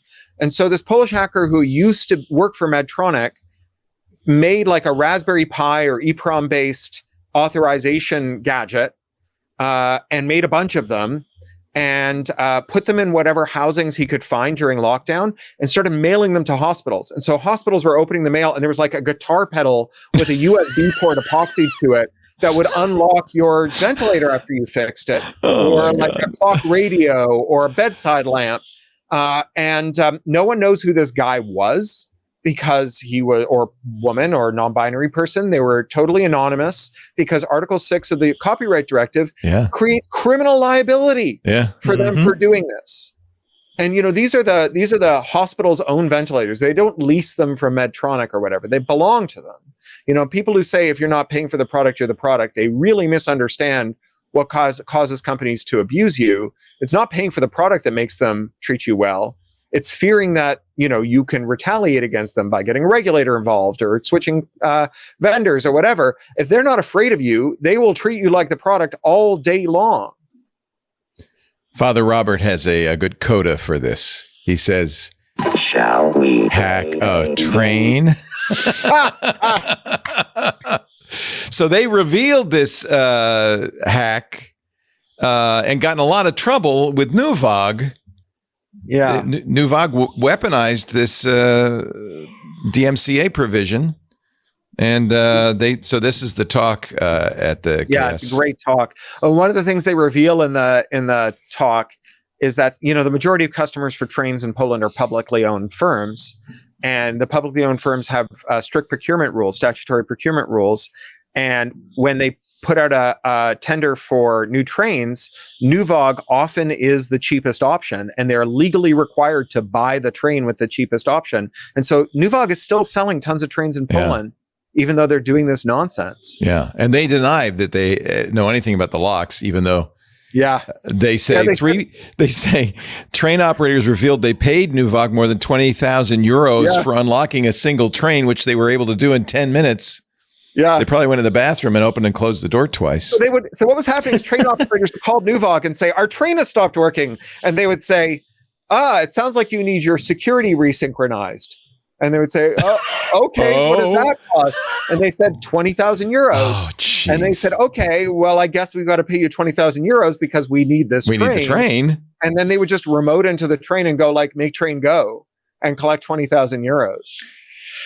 Right to repair, baby. Yeah. All right. Next, since your blood pressure probably isn't yet high enough, we're going to talk about Meta. Stay tuned. Oh, good. Yeah. Nicholas De Leon here from Consumer Reports. Fighting the good fight. You, I know, are big on the right to repair movement, as is Consumer Reports. And you know, this is the kind of silly nonsense that goes on. It's great to have you, Nicholas. Cory Doctorow, of course, his new book, Picks and Shovels. Go to martyhench.com. Martin. I call him Marty for some reason. Martin Hench. He goes by Marty, but it's Martin Hench. I just wasn't going to register 2 domains, but martinhench.com. My friend Marty, the CPA, forensic accountant, his new book, martinhench.com, to get on the Kickstarter so you can read it the day it comes out. And, of course, the digital Jesuit, Father Robert Ballecer. Great to have you. You're going to be another month in Nevada and then back. Correct. So the agreement that I've made with my big boss is I can come back for roughly 3.5 months a year, so I can take care of my parents, give my sister a break, my mom a break, etc. Oh, good. Yeah, it's nice to know the Vatican has family's leave big or something. Yeah, we're like a Vin Diesel movie. Family. You know, it's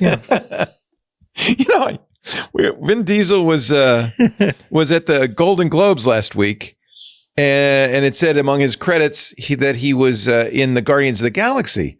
And I said to Lisa, I said, I don't remember him in Guardians of the Galaxy. She said, yeah, he was Groot. Yeah. He had one line. But I mean, he's there. He was there. Perfect casting. That's all I'm going to say. Did he voice it over and over again, or did they just record it once? Take one. That's a good question. He did every single line, and his lines were "I am Groot," "We are Groot," and "I love you guys." Those are the only 3 lines he said the entire series. He had some trouble memorizing the script, I understand, but did in fact they put a little thing in his ear. So eventually he got off book, though. Yeah, he got off book. Or should they? You know, if you listen to all this stuff, you might be thinking, I really think I should have a good VPN in my back pocket. Well, you should. And the one I use and recommend is ExpressVPN. We love this sponsor. Going online without a ExpressVPN is, I don't know, it's like driving without car insurance, right? It might be a great driver. With all the crazy people on the road these days, you don't want to go out there without car insurance. You don't want to go on the internet without encryption. Every time you connect to an unencrypted network, and that's everywhere from a cafe to a hotel, do not use the free airport Wi-Fi. I've been told that many times, especially during DEF CON in Vegas. But I'm just saying, they just found out that there was a the fake cell towers. What do they call those? Stingrays at the Democratic National Convention, snarfing up IMEIs. They don't know who did it.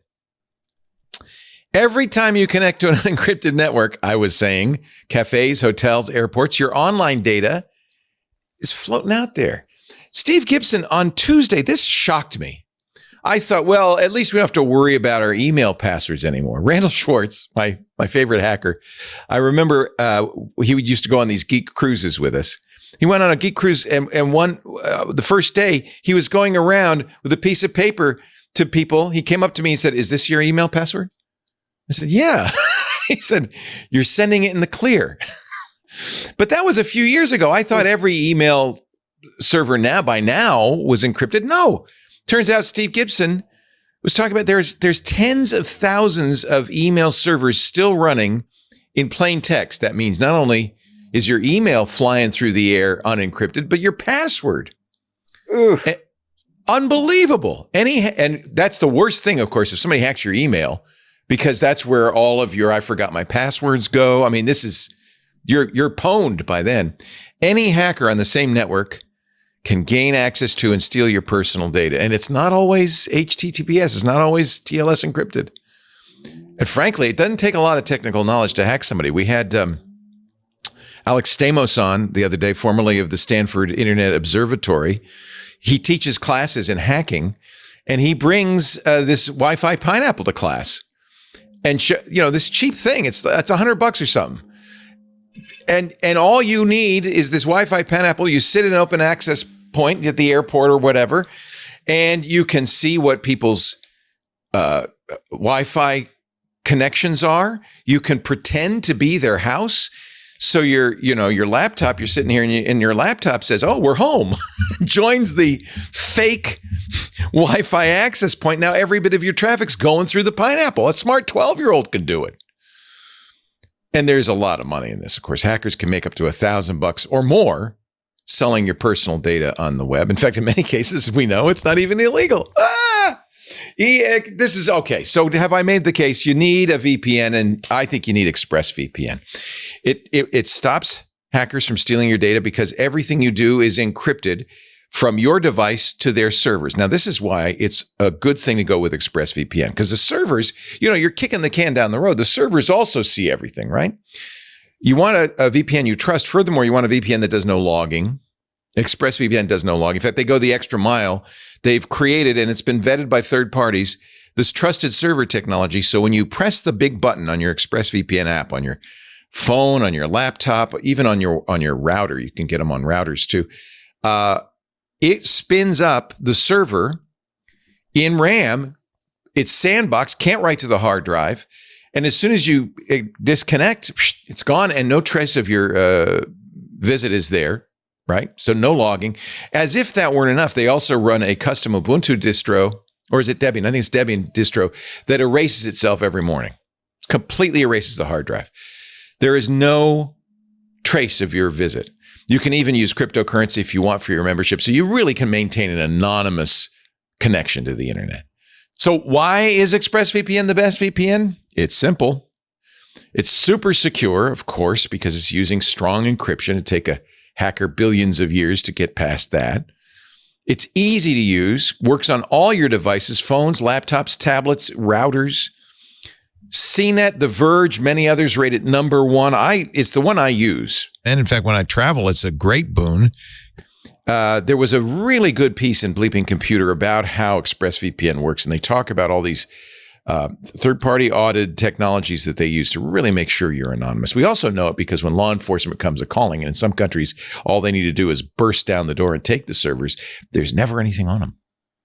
There's never anything on them. And I'm not recommending breaking the law. I'm recommending protecting yourself against the bad guys. Secure your online data today. Visit expressvpn.com/twit, expressvpn.com/twit. Right now, 4 extra months free when you buy a 2-year package. That's the best deal. Brings it down below $7 a month. Look, you don't want a free VPN because if you're not paying for it, they're making the money somewhere. Less than $7 a month for the best. expressvpn.com/twit. 4 extra months free when you buy a 2-year package. ExpressVPN. We thank him so much for supporting This Week in Tech. So I have a friend who used to work at Meta, is still on a number of message boards of former Meta employees. And as soon as Mark Zuckerberg announced that Meta was going to stop doing fact checking and stop moderating, at least in the US, a variety of content, the boards went crazy. It turned out, I did not know this, but he informed me. One of the reasons Mark did this, it wasn't the Biden administration.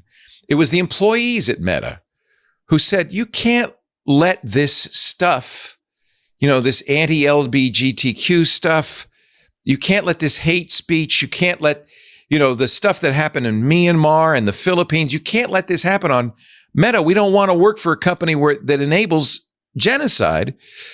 So Mark did two things. In the short term, he did fact checking and moderating. In the long term, he fired them all. So there isn't apparently the same internal pressure anymore, and that combined with the fact that there are certain people in the new administration who hate Mark Zuckerberg. I think Donald Trump said, in fact, that he was going to throw him in jail. Now he likes him. He says, I have a warm spot in my heart. I like Mark Zuckerberg. We found out Zuck met with Trump right the day before, announcing that in the U.S., Meta will get rid of fact checkers, replace them with community notes. Actually, I'm not sure I hate that idea. I think community notes is a but I'm sure you guys will have an opinion. He's also going to move. This one kind of frosted me a little bit. The firm's content moderation teams from blue state California, where they're inevitably biased, to Texas, quote, where there is less concern about the bias of our teams. He admitted to the changes to the way Meta's, this is from The Guardian, Meta's filtered content would mean we're going to catch less bad stuff. All right, so there's the story. Cory, first of all, let me ask you, I personally think that content moderation at scale and fact-checking scale and the scale of Meta is huge, is very, very difficult to do. I'm not sure that I hate the idea of community notes. I don't hate the idea of community notes either. They're a perfectly good way of doing some kinds of content moderation. I think that, I think that by the time you're arguing about whether or not this one guy who no one ever voted for, who bought all of his competitors and who used all kinds of anti-competitive conduct to drive his competitors out of the market, whether that one guy has the right idea or the wrong idea for how 4 billion people can talk to one another and consume the news, that you're too far down the stack, right? You're focusing on the wrong problem. Yeah. I see. Yes. It's not. So look, the old content moderation policies were anything but great. Right? People who survived genocides, who uploaded video of the war crimes committed against them, found that video being deleted under content moderation rules. People who'd experienced racial slurs and discussed the abuse they'd experienced had their content removed for containing racial slurs. And then there were the deliberate ones, the ones that were not just, kind of weird edge cases, but like people who supported Palestine independence or who opposed genocide had their content removed and so on. So there was all kinds of stuff where Facebook made very bad moderation calls. And, there are lots of ways that Mark Zuckerberg could have announced that he was getting rid of this broken system. The most offensive, worst, most terrifying way to do it would be to include a long list of incredibly offensive, disgusting things you're allowed to say about trans and gay people and immigrants, and say these are now all okay, which is what he did. He basically said, "Yeah, that was weird. It was very weird, right? It was very, very weird. It's okay to say this now. It's okay to foment genocide against the Rohingya now or whatever. Right? Like it's the most it really. I don't know if you can call it saying the quiet part aloud. It's like standing at the top of a mountain with a giant PA stack. And try this, kids. Yeah, like getting like the app that makes your phone go nap nap nap and sending an alert to it that says the quiet part. Right? It's like TikTok saying it's okay to eat Tide Pods. Go ahead.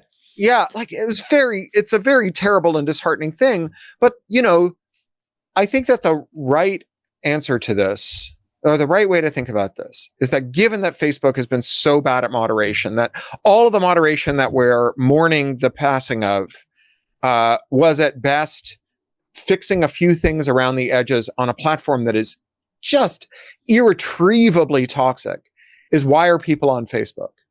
And I think the reason people are on Facebook is because they love each other more than they hate Mark Zuckerberg. And by making it hard to leave Facebook, by not having... You talked about the Anatevka problem on Twitter last time you were on. Right. Yeah. We're all in Anatevka. Yeah. The people in Fiddler on the Roof love each other more than they hate being beaten up by Cossacks. The only thing worse than living in Anatevka is being forced to leave Anatevka. And so if there was interoperability, if there were APIs that let you leave Facebook, go to a rival platform, exchange messages with the communities that you left behind and so on, people would leave, right? And they would go somewhere else. This is what Facebook did. I'm sure I said this the last time I was on. You know, when Facebook started, they had a billionaire problem named Rupert Murdoch. Rupert Murdoch owned a service called MySpace. MySpace was the most successful social media network in history. Everyone who wanted a social media account had one already on MySpace. And they didn't say, hey, leave Facebook, go to MySpace, never talk to your friends again until they get wise and come with you to Facebook. They gave you a bot. And you gave that bot your login and password, and it went to MySpace and logged in as you, scraped all the messages waiting for you, brought them back. I don't remember that. Wow. Yeah. Wow. And so like this, you know, they gave people a way to ease their passage. So you didn't all have to agree at once that you were all going over to MySpace, you know, or to Facebook. To continue the Anatevka metaphor, my grandmother was a Soviet refugee. She was a child soldier in the siege of Leningrad. Oh, geez. Got evacuated to Siberia eventually, got knocked up by my grandfather, deserted from the Red Army, went to Azerbaijan, and then decided not to go back to Leningrad. They destroyed their papers so they could become displaced people, made their way to Frankfurt, and got on a displaced person's boat to Canada. And the thing is, no one else in her family did that. All the ones who stayed behind in Leningrad stayed behind. And the reason they did that is because of each other. Right? All the old people had young people they were looking after. All the young people had old people they were looking after. They couldn't afford to leave. And so here we are, a couple of generations later. I've got a great life. My father had a great life growing up. He was born in Azerbaijan, but you know, he grew up in Canada and had a great life. My family in Leningrad, they're screwed, right? In St. Petersburg, you know, they're all worried about your grandmother made a huge sacrifice. Yeah. In her life so that you could have a good life. And she lost touch with everyone in her life. So my father talks about a decade after they landed in Canada, the phone ringing, and it was my grandmother's mother, who she didn't know was alive or dead. Right? So why didn't people leave? Because they knew it was a one-way journey, because they knew they would lose touch with everyone, because they would lose everything. If you make it possible for people to go to one place and then another, you know, I'm a Canadian. I lived in Central America, and then I lived in San Francisco, and then I lived in London, and then Los Angeles, and then in San Francisco, and then in London, and then in Los Angeles again. I might leave, you know, again next year when my kid goes away to university. I've got a Canadian passport, a British passport, an American passport. Where would you go? I'm working on a Polish passport so I could go to the EU. And because my grandfather was a Polish citizen. So I hear there's a train company there that's looking for exactly inspectors. So I wouldn't necessarily go to Poland, but there's 27 countries that it has me. All you need is a Schengen passport and you're anywhere. Yeah. So you know, making it easy for people to leave means that they don't have to put up with the bullshit of the people running the place. And the fact is that Mark Zuckerberg has made it as hard as possible for people to leave. So, you know, Mark Zuckerberg has these incredible moderation, free speech, absolutist policies where you can talk, you know, foment genocide. But if you mention PixelFed, which is an Instagram competitor that runs on the metaverse, on the Fediverse, if you mention PixelFed on Instagram, you'll have your account suspended. If you tell people how to leave Instagram, they'll suspend your account. If you tell people to murder their neighbors, they're like, no problem. Fine. Yeah, that's important too. This isn't just Facebook. This is all of Meta. So it's Threads, it's Instagram, it's Facebook.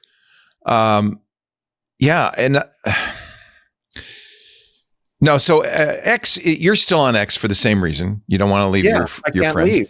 But X uses community notes, and they seem to work okay. Some people, we were talking about this on Wednesday on This Week in Google, and Paris or Jeff said, "Well, what about brigading community notes? What about, you know, moderating it?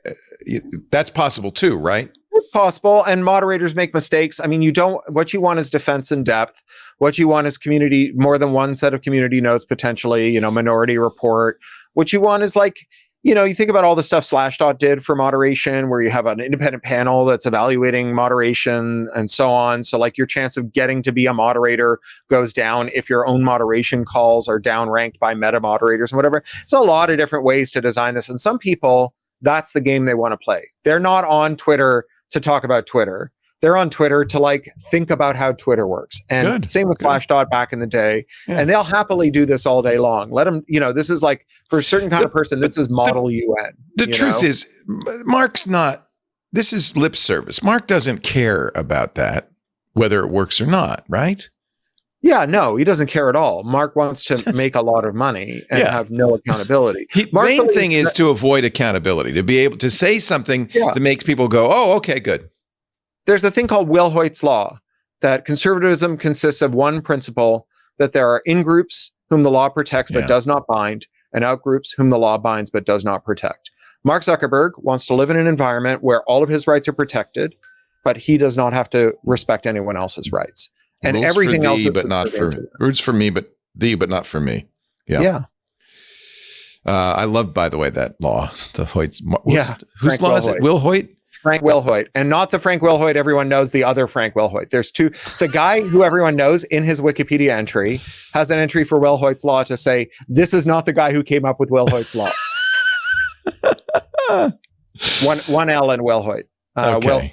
It'll probably come up. That's it. Francis W. Will Francis Will Hoyt. Will Hoyt. That's not the guy. This is not the Will Hoyt. But this is the one that has the entry that says, this quotation is often incorrectly attributed to Francis Wilhaw. It was actually a 2018 blog response by a 59-year-old Ohio composer, Frank Wilhoit. Frank Wilhoit. They're all called Frank Wilhoit. I'm Spartacus. It's a very I very much like the law. So you're still on Meta, aren't you, Father? I am on no Meta platforms whatsoever. I'm not on Facebook. I'm not on WhatsApp. I'm not on Instagram. I haven't been for about 14 years now. Yeah. I call that being a Zucker vegan. Yeah. I was big into it, and my job required it for a while. But once I was able to separate, that's kind of my attitude. Is I don't want Threads, Instagram, or Facebook, but I have to kind of have to be there at least things to see, like for instance how community notes are going. So I maintain journalistic accounts there, but I don't enjoy it. I did get rid of my Facebook account for a long time, but I realized I was missing the story sometimes. How about you? Are you, Nicholas? Are you a Facebook user or just like me, a looky-loo? The actual blue app Facebook, I don't use very often, actually. WhatsApp, I use every day. I talk to some friends back in New York, and all of my family, crucially, is all on WhatsApp. That's the problem, isn't it? Yeah. Well, I mean, it's funny. Like, if you were to ask them about any of this, like, content moderation stuff, they would have no idea what you're talking about. Even if you explain it to them, they would be like, I don't want to hear this. I get the same thing when I say, "Oh, look how awful Twitter's becoming." People say, "What are you talking about?" Yeah, no, I'm still on X too. I feel like one of the few remaining, quote unquote journalists on X. But a lot of the sports guys, Fabrizio Romano, Hassan, like a lot of the kind of mainstream. If I'm on X for any like actual reason other than like sending silly Seinfeld gifts or whatever, it's for sports report, and they're all still there, and none of them are right. I don't see any of this sort of like discussion. And honestly, when the fires were going on in LA, the most up-to-date, fastest info was coming to me on X. And by the way, faster than the news networks for sure. Yeah. So there are reasons. It's still there. Maybe we can save it. I don't know. Should we try to save Meta? No. What happened, by the way? I thought Meta was all about the metaverse. What happened to that? Not in the metaverse? Leo, don't tell me you still have legs. I still have legs. Jesus Christ. Actually, I wish to God that the metaverse lived up to its promise, because once we close the studio, I am living in a virtual world. I'm all alone in my little attic. And all of you guys are out there in the verse, whatever verse, the Zoom verse, and I would like some friends. I feel like I did a metaverse story for CR right around that time. Basically, 0 people read it. Like, it was just not not. It's even like a nerdy topic. It's like way down the list of like things people were into. That's actually something I grapple with all the time. All the metaverse users read it. Zero. Perhaps actually, yeah. I have abandoned the metaverse for all of my relatives over the age of 70 who now use that almost exclusively. So they're in there. They've got their WhatsApp. They've got their posts. Not the VR stuff, just the not the VR stuff. They wouldn't know what to do with the VR stuff, honestly, and just like most of us would know what to do with the VR stuff. Right. It's moving over to Blue Sky slowly. It's made me realize I spent the better part of 2 decades building up social media presences for companies that I now despise. And I really don't want to do that again. I really don't want to do that. Yeah. You were an unwitting pawn. You thought you were putting content out, but in fact, it was building their businesses. So I want to be on Blue Sky really badly. It sounds great, but I feel like they have built a nightclub. They've invited 17 million people to it, and they haven't installed any fire exits. Yeah. Right. The fact that they say that they're going to have federations someday, but they have not prioritized it in their development timeline, and they have made it so that if the CEO gets kicked out by their VCs from blockchain capital, and replaced with someone who starts doing the same stuff that Elon Musk did, then there's no way for you to go. You have exactly the same Anatevka problem. And what's really worrying about this is if they actually did have federation, that like they keep saying they were going to have. They've said this since day one that they were going to have this. They've never delivered it. If they had real federation, then if the VC came along and said, all right, you've got to make everything worse, you've got to unshitify it, you could imagine the CEO saying, well, that if we do that, everyone's going to leave. Right. One of the reasons that VCs ask you to do this is they don't think you'll lose users sticky. as a result. Yeah. And everybody loves stickiness. Yeah. Well, I mean, I love ironically, Threads is more federated than Blue Sky, ironically. There's been a bit of stuff on Mastodon about what are we going to do about Threads.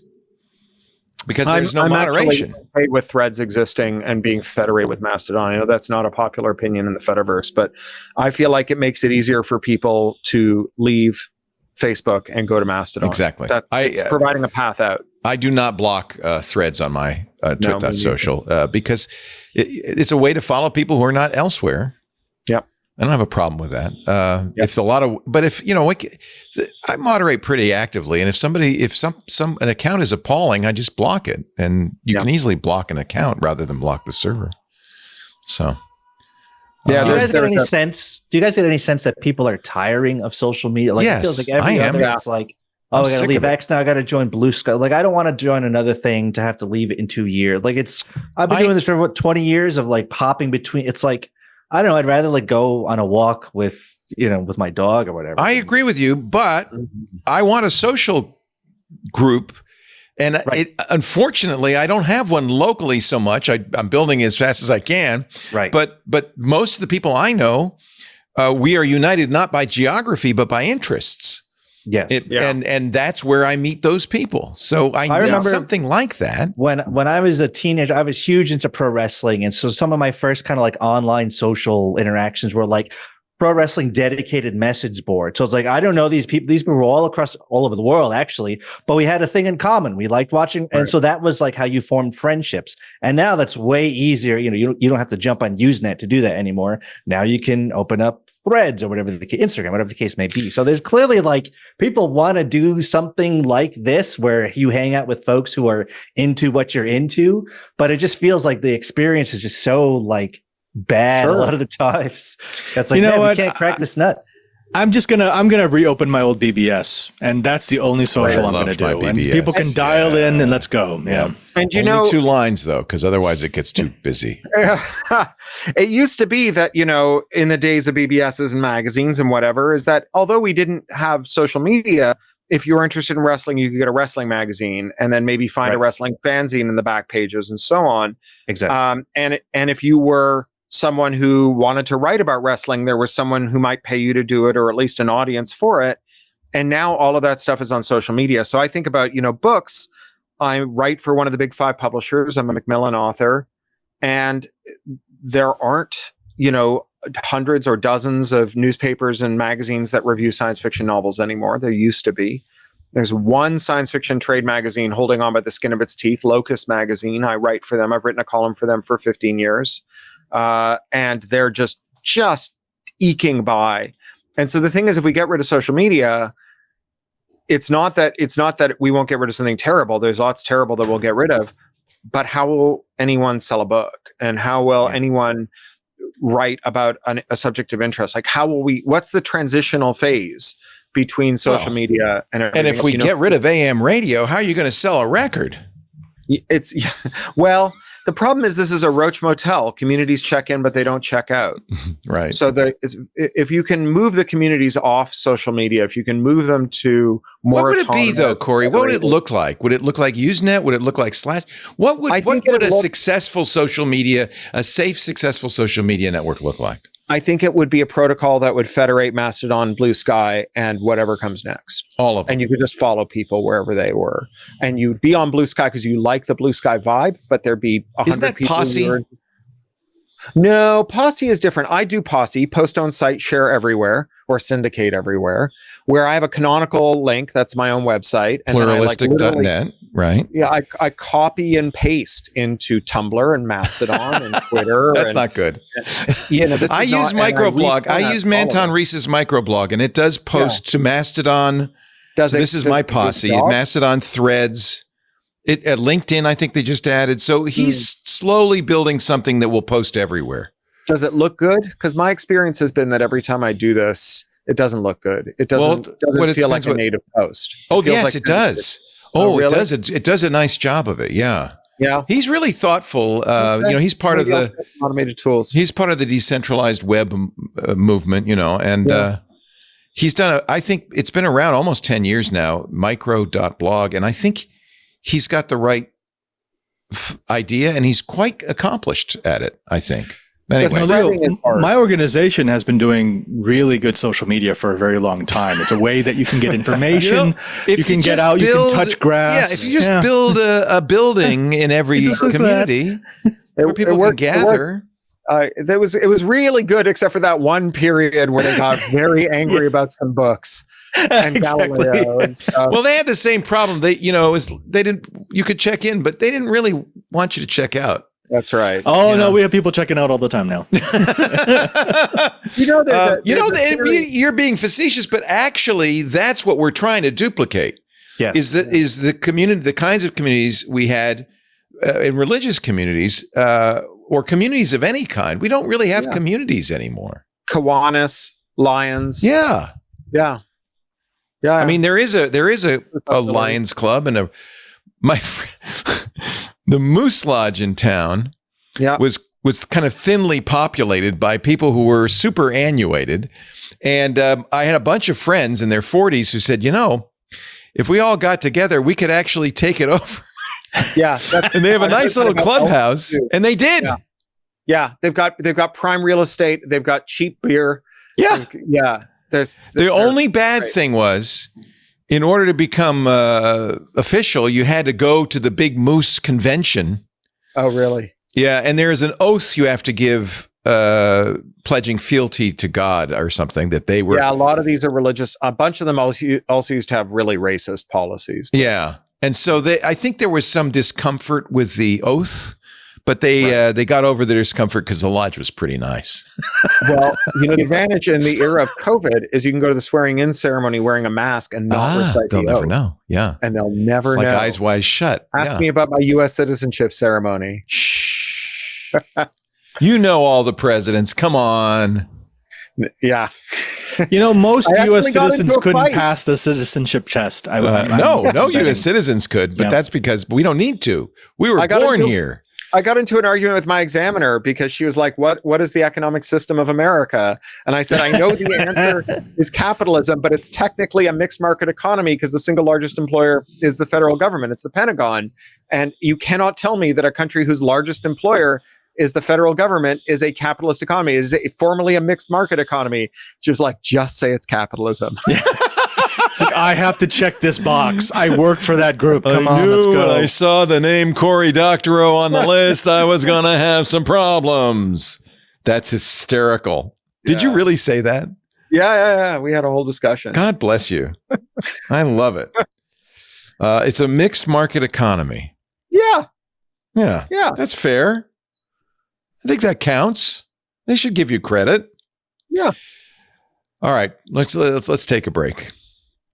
We are doing a wild twit. Let me tell you, as always, Father Robert. I should have known, Cory, Father Robert, Nicholas. It was going to be crazy. It was just going to be the day after CES. It was going to be in the Computer Chaos Congress. Well, did they change the name to Chaos Communication Congress? It's the club is called the Chaos Computing Club. The conference is called the Chaos Communications Congress. It's very confusing. Yeah. I always just call it the Chaos Computer Conference, but okay. But by the way, Cory, you know that you were evoked in the this year's DEF CON badge, right? Yeah, I saw that. There was an enshittification thing. I spoke at DEF CON this year. I guess we missed each other, but yeah. So how was the, there was an enshittification thing in the DEF CON badge? Yeah, so the badge this year was, every other year is an electronic badge, and they built it off of a newly released Raspberry that drove a little screen, and there was a mini game, and in the mini game, Cory Doctorow is mentioned several times, and the theory of enshittification. Very flattering. That badge was also the source of a giant controversy, which I Yes, it was. Yes. What? Now tell me. Whether the contributors got paid and whether they turned over their source code the way they were supposed to, and there was just a whole I could just tell you for sure that you are not mentioned in the GitHub badge. No. So the creator of the badge actually did a talk and was escorted off the stage from his talk because it was some bad blood going on. Complicated. Yeah. Oh, that's good. I couldn't figure out who was in the right. I spent 10 minutes trying to figure it out, and I was like, nope. Yep. I've heard both sides, and they both sang good. You ought to know that. Yeah. That's important. Yeah. That damn Martin Luther guy. We'll never get over that. I'm still trying to fix the door. It's got a big nail hole in it. Another guy with weird racist views.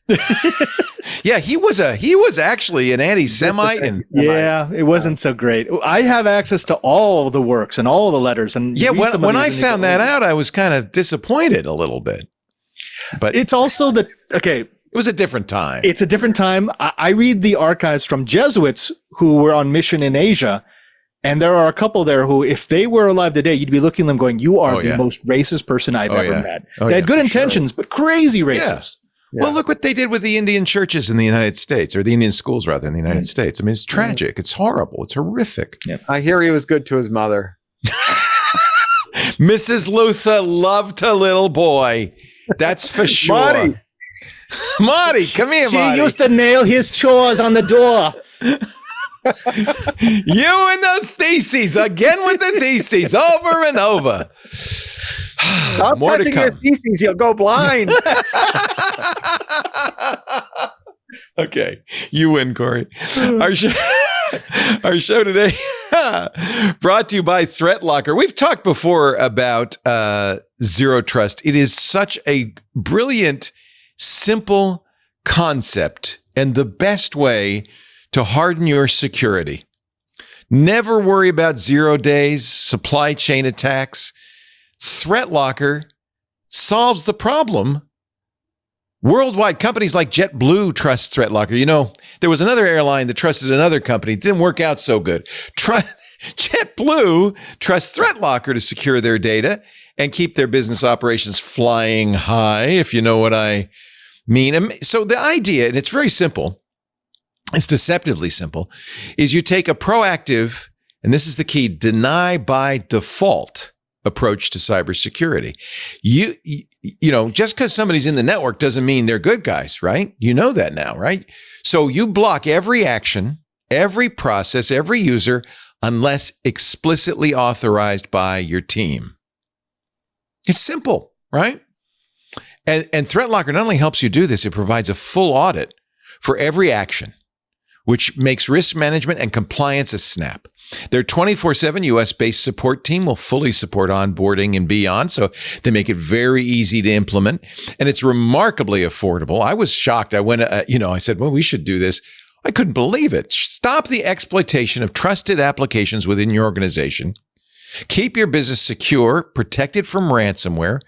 Organizations across any industry can benefit from ThreatLocker's ring fencing by isolating critical and trusted applications from unintended uses or weaponizing, limiting attackers' lateral movement around the network.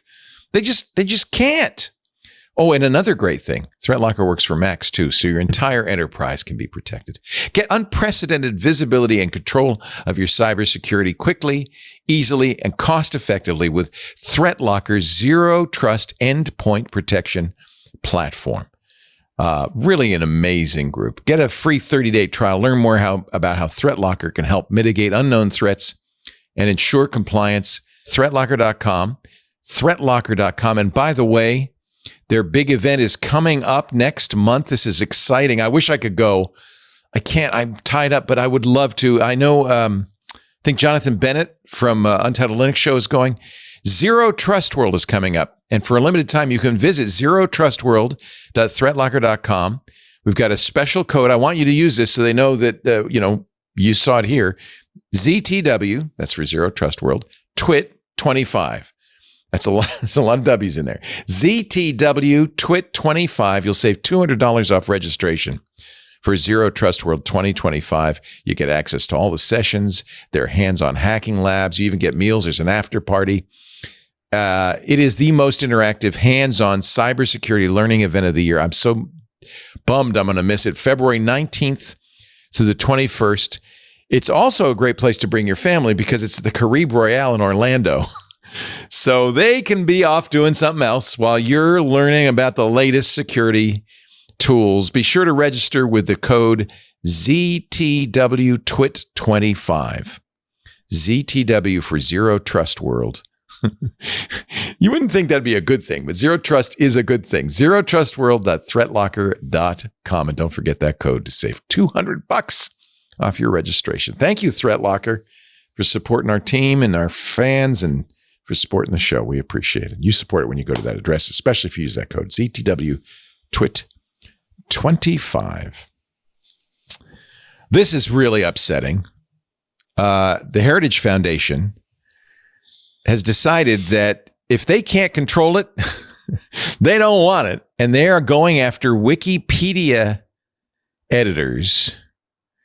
They told the people planning to donate to Heritage Foundation that's part of their work to combat anti-Semitism. It is not to combat anti-Semitism. They're going to target volunteer editors on Wikipedia. The folks who've made Wikipedia one of the biggest successes of the internet. The Heritage Foundation, which is, of course, a conservative think tank, says that those editors are abusing their position by publishing content the group believes to be anti-Semitic. What it is, by the way, Heritage Foundation created the Project 2025 policy blueprint for the Trump administration. What it is just like Elon, they don't want any independent media. They want you to get your information from approved sources, not this Wikipedia thing. Do not fall for this. Cory, you have anything? I see a link here popping up. I dropped in a link to Molly White's commentary on this. This is where I found out about it. Molly is a longtime editor of Wikipedia. She started when she was a kid. Yeah. She is just the greatest. She, of course, created the Web3 is Going Just Great website. And her citation needed newsletter had this article, Elon Musk and the Rights War on Wikipedia. Yeah, she really nails it. I mean, obviously, we're talking about a real mismatch here where you have individuals who are volunteering in their spare time. So not proposing to unmask astroturfers who are paid contributors, who are, sneaking in and making edits in bad faith or whatever. These are people who are pseudonymous or sometimes even reveal their real names, who are in their spare time trying to take one of the best things on the internet and in the history of the internet and keep it good and make it better. And they're targeting them. It's really quite disgusting. I have a great bit of trivia for you about Molly White, if you'd like. I would love it. She's been on our shows. We love her. So I had breakfast with her at South by last year or the year before, and we had a lovely chat. And she said at the end, I'm so ambivalent about copyright, and it's weird because I'm about to become the executor of my grandfather's literary estate. I said, "Oh, that's interesting. Did he write a memoir?" And she said, "No, I'm Molly White. He's E.B. White." She's E.B. White's granddaughter? She's the Elements of Style lady. Your Oxford commas. I got the book right here. Not to mention the Once and Future King. Yeah. Which now, do you have Elements of Style or Charlotte's Web right here? I don't have Charlotte's Web right here, but I do have Elements of Style right here. Very good.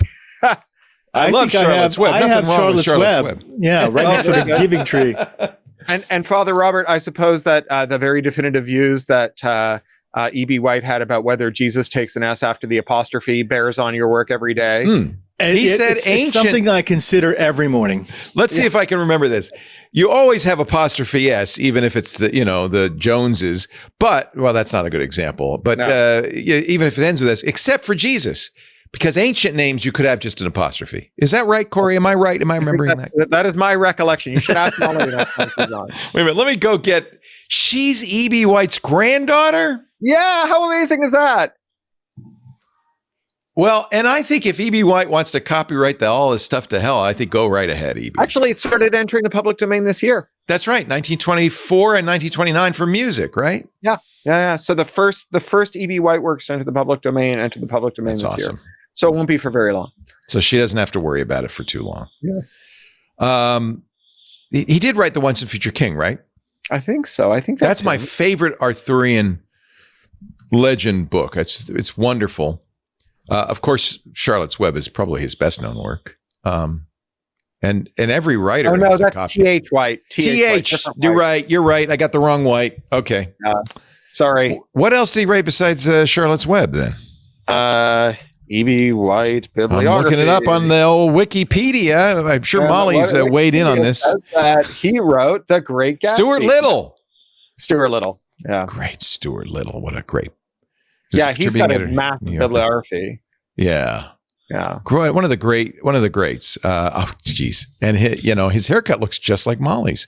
So I think. Yeah, they do both have shaped eyes, actually.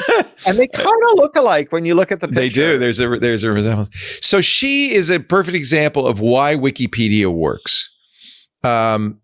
People really who are committed, and yes, they have a mechanism to handle bias, to handle cheating. And I think it's a remarkable document that is on the moon now. Perfect. It's not like there haven't been problems. It's not like there haven't been shills, and it's not like there haven't been bad calls on Wikipedia. And I think there's room even for legitimate debate about kind of the standards for notability and all that. You often hear from people is like, well, I know a thing is true about me, and Wikipedia won't let me say it. Because blah, blah, blah. And for a while, my article said I'd written for Hustler magazine, and that was right. But those are all legitimate things that I think Wikipedia should strive to improve, and I hope they will. Well, they do. And I don't think that doxing and terrorizing volunteer Wikipedia editors is going to help. I mean, and she's talking about the tweets that came from Elon Musk on Christmas Eve. Yeah. Stop donating to Wokepedia. What is wrong with him? I think it's all the Diet Coke. He's bored. He drinks a lot of Diet. Did you see the picture of his bedside table? It's like littered. It's like littered with Diet Coke cans. It's just Ozempic vials and Diet Coke. Oh, Elon. Oh. I mean, Wikipedia is so transparent. That's the thing that makes it work. You can see the edits. You can see when they were made. You can see who they were made by. Right. So I never stop at the document. When I'm looking at something that might be controversial, I will always look at what edits have been made in the last couple of months. And that gives me a really good indication of whether or not this is information that I have to fact check again and again and again. I mean, I don't know of any other source that lets me do that. It always bugs me when I hear a school banning the use of Wikipedia for school papers. It shouldn't be your only source. I went to NYU for college, and they were I remember the journalism program. They were like, if you even go to Wikipedia on your laptop, you're in trouble. I guarantee you the same program is saying, but ChatGPT, no problem. I don't know how it is today. This was a while ago. Was that when Clay Shirky was running the J School or before? This would have been 2005, 6. So I don't know who was in charge. I think that was before. I think he was still just ITP then, because I cannot imagine Clay sanctioning that policy. No. That would be. Oh, yeah. He knows better than that. And I was like, a huge nerd. Obviously, I was like, are you okay? You can't really fight your professors and that type of thing. But it was very discouraging. Yeah, I believe it.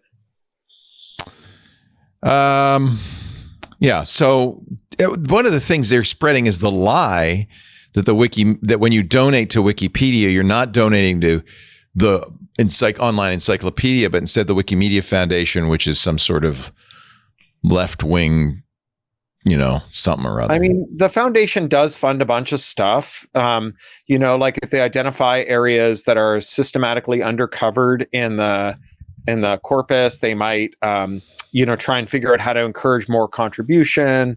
I don't think they pay contributors. I wouldn't swear to it, but I don't think they pay contributors. but they do have a pretty active program, as you'd hope they would, of trying to figure out how to get more contributors to the under-contributed areas. And under resource languages, outreach, that kind of thing. How do we get these experts to come and be a part of our project? And of course, people in power don't like Wikipedia or the Wikimedia Foundation because they stand up to power. In 2017, they denied Turkey's attempt to force the site to alter information about the Turkish government's support for terrorist organizations. This is Molly White writing. The foundation has likewise resisted threats from the U.S., refusing to submit from legal threats from the FBI in 2010 after they demanded Wikipedia stop using an image of the FBI seal, a seal we all paid for, by the way. Yeah, public domain. And in 2015, filing suit against the NSA over its upstream mass surveillance program. Yeah. Powers that be don't like that. They're uppity. This uppity Wikimedia Foundation. I'm not allowed to make any edits to anything about the Vatican or the Saints or the Society of Jesus because when I'm at my workplace, I come up with a Vatican IP. You come up from .va, so they block you. They block me, and that's As fine. they should. I understand it. I get it. Yeah. Now they aren't quite as effective in blocking. Like in theory, they can't stop me from editing my own article, but I never would. Yeah, exactly. But you can, and by the way, you can always tell when somebody's doing that. Leo Laporte is the good-looking podcaster who's been dominating the podcast airwaves since 2005. And I think we can all agree that like the every publication, irrespective of how it's made, should strive to get better, and none of them are perfect. Right. And Wikipedia is imperfect, but it's imperfect in ways that are different from the ways other media are imperfect, and it is complementary to them in many ways because it doesn't have the same blind spots. There may be some blind spots, but they're not the same ones, and so there are a lot of gaps that Wikipedia fills that other publications wouldn't. I do think it's an unalloyed good, which doesn't mean it's perfect. And I don't think there's a single Wikipedian who would say it was perfect. Mm-hmm. Right. But we need more sources of information, not fewer. Yeah. And we need more independent sources of information, not fewer. I mean, anyway, I think we're preaching to the choir here. If you support this independent source of information, I think one of the things that we do that's really contrary to the general flow of online media is we don't do link bait. The closest I do to link bait here is the crazy headlines, and my staff hates it because they say it doesn't reflect the content. I said, well, how do you reflect the content of a 3-hour show with 10 words? You can't. So right. I gave up on that entirely. We believe in spreading more light than heat, and we really appreciate those of you who support our work here. Of course, we're ad supported, but ads don't cover the entire cost of what we do, not even close. Our club is a huge part of our revenue stream. In fact, the club pays about half of our payroll, which is vital to keeping this going. If you're not a member of the club, we try to make it affordable, only $7 a month. We try to make it easy to join, and we give you benefits. We give you ad-free versions of the shows. You're paying us, so you don't need to hear ads. Although you can, there are a number of people who still subscribe to the ad-laden feeds because they like the ads. Thank you. You also get access to the Club TWiT Discord, which is now there's a community I can get behind. I love the Club TWiT Discord. You've got a bunch of really interesting, smart people talking not just about our shows, but about everything that's going on in the world of geeks. And you can see here's somebody talking about the Suno theme I just posted there. Are you interested in the U.S. Open? I don't know what, there's all sorts of stuff going on in here. But you also get special events. Stacey Higginbotham's book club is in here every other month.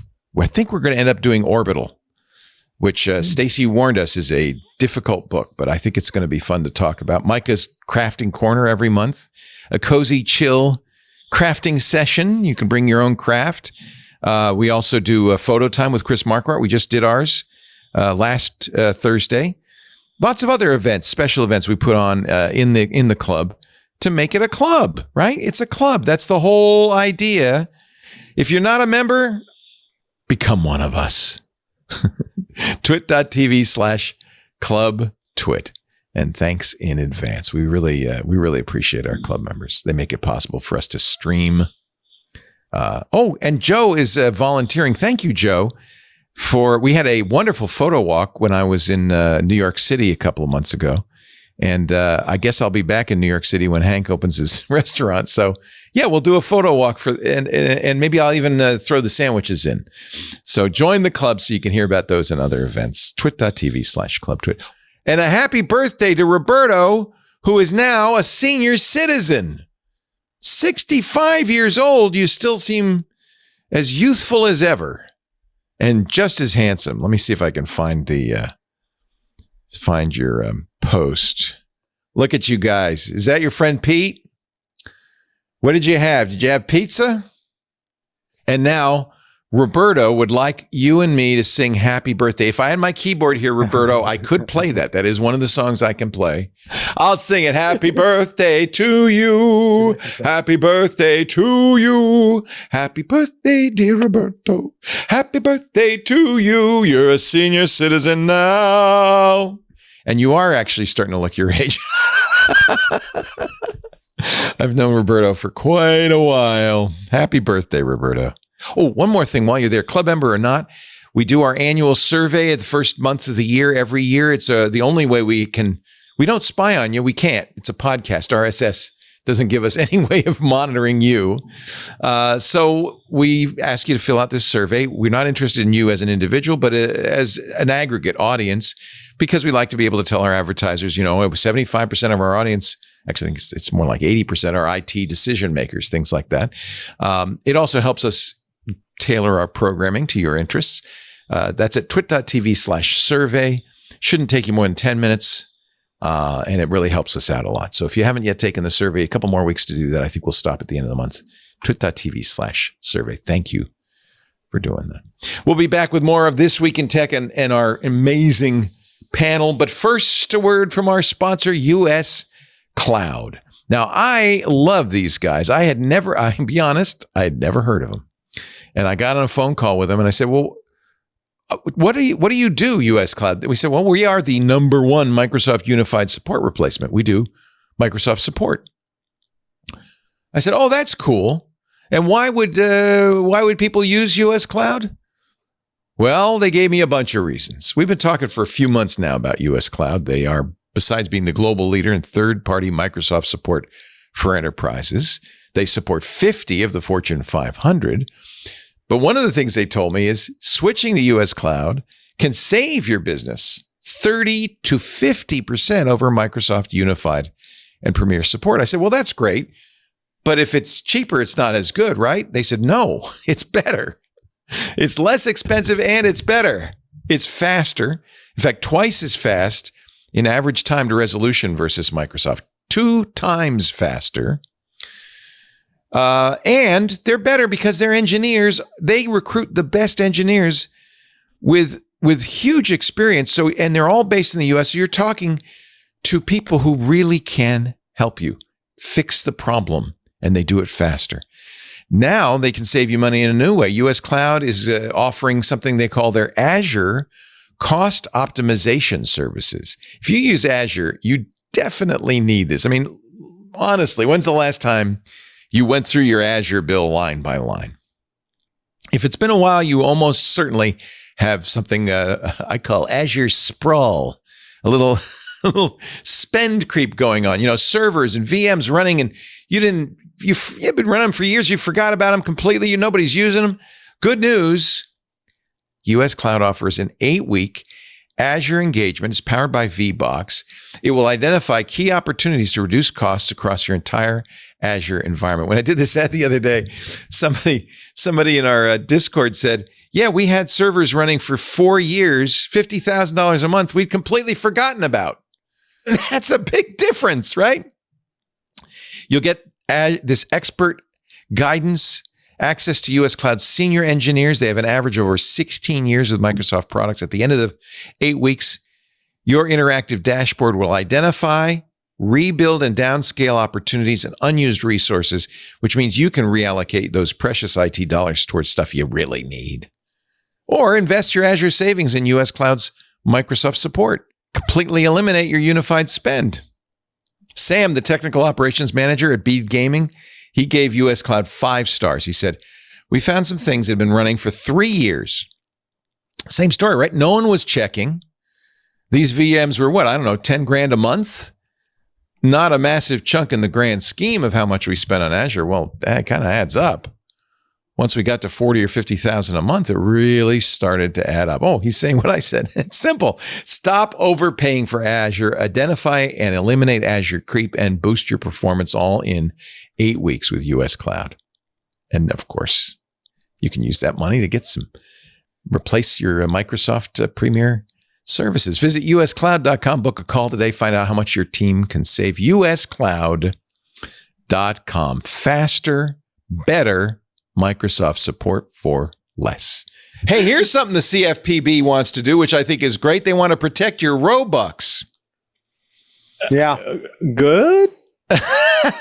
In a new proposal issued Friday, this is from Wired Magazine, the Consumer Financial Protection Bureau seeks to regulate virtual currencies like my Simpsons donuts or your Roblox bucks. Leo, I have to ask, in your best estimation, how many donuts did you buy? $300 worth of donuts. and I can't get them back. The problem isn't so much idiots like me spending money on virtual stuff that I shouldn't be. The problem is scammers and hackers. Yeah. The proposed rule from the CFPB would interpret terms in the Electronic Fund Transfer Act, which will protect you against things like ACHs and Zelle and stuff like that, to include some virtual currencies supplied by gaming and crypto companies. It is not unusual that you will lose assets. Hackers will steal your assets as you're transferring them and so forth. In fact, Robux can be converted into US dollars. So we're not just talking donuts here. This ain't just donuts. This is money, real money. Another nice move from Rohit Chopra. So we don't know what's happening with this. I don't know. Someone probably knows. It might be, he might have announced it. We're getting close to the wire here. Yeah. On January 20th. So there may be an announcement, but I have not seen it. A week from tomorrow. I've been pretty busy. I'm writing a documentary series for the CBC, the Canadian broadcaster, and I've just been heads down on that. What is that about? About enshittification. It's called Who Killed the Internet? And, we're going back yet. It's not. I'm not dead yet. But we're going back and forth on the structure and kind of where I think we're probably going to end up landing. I'm actually writing something about it for Pluralistic today. Is just point out that a lot of the decisions that we see in our history that are really disastrous in retrospect, like Section 12.1 of the DMCA or whatever, that they were warned when these policies were being discussed that it would come to this, and then it came to this. And you can't really say like, well, who could have predicted? Why blame us? Because they're to blame. And so we're going to point out that these people are alive, they're around, they're here in our world, they're often very wealthy and respected, and they made these bad calls and never took any kind of heat for it. And we're going to put some heat on them. There's a couple of Canadian lawmakers who consulted on Canada's version of the DMCA.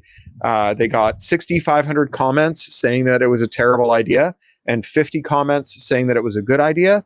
And the minister responsible, a guy called James Moore, is now a very wealthy white shoe lawyer, gave a speech where he said, we're going to throw away those 6,500 comments because they are the babyish views of radical extremists. Of course. Like Cory Doctorow. Yeah. Yeah. So we should just take these people and hold them to account. When you make a decision in the teeth of expert advice and then it's a disaster, someone should point that out in the future.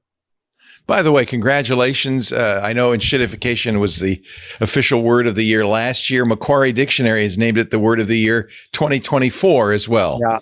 And the New Scientist made enshitocene its word of the year as well. Oh, So, is that our era? uh, Have we decided it's not the that is the era Anthropocene, rather it's than the the enshitocene?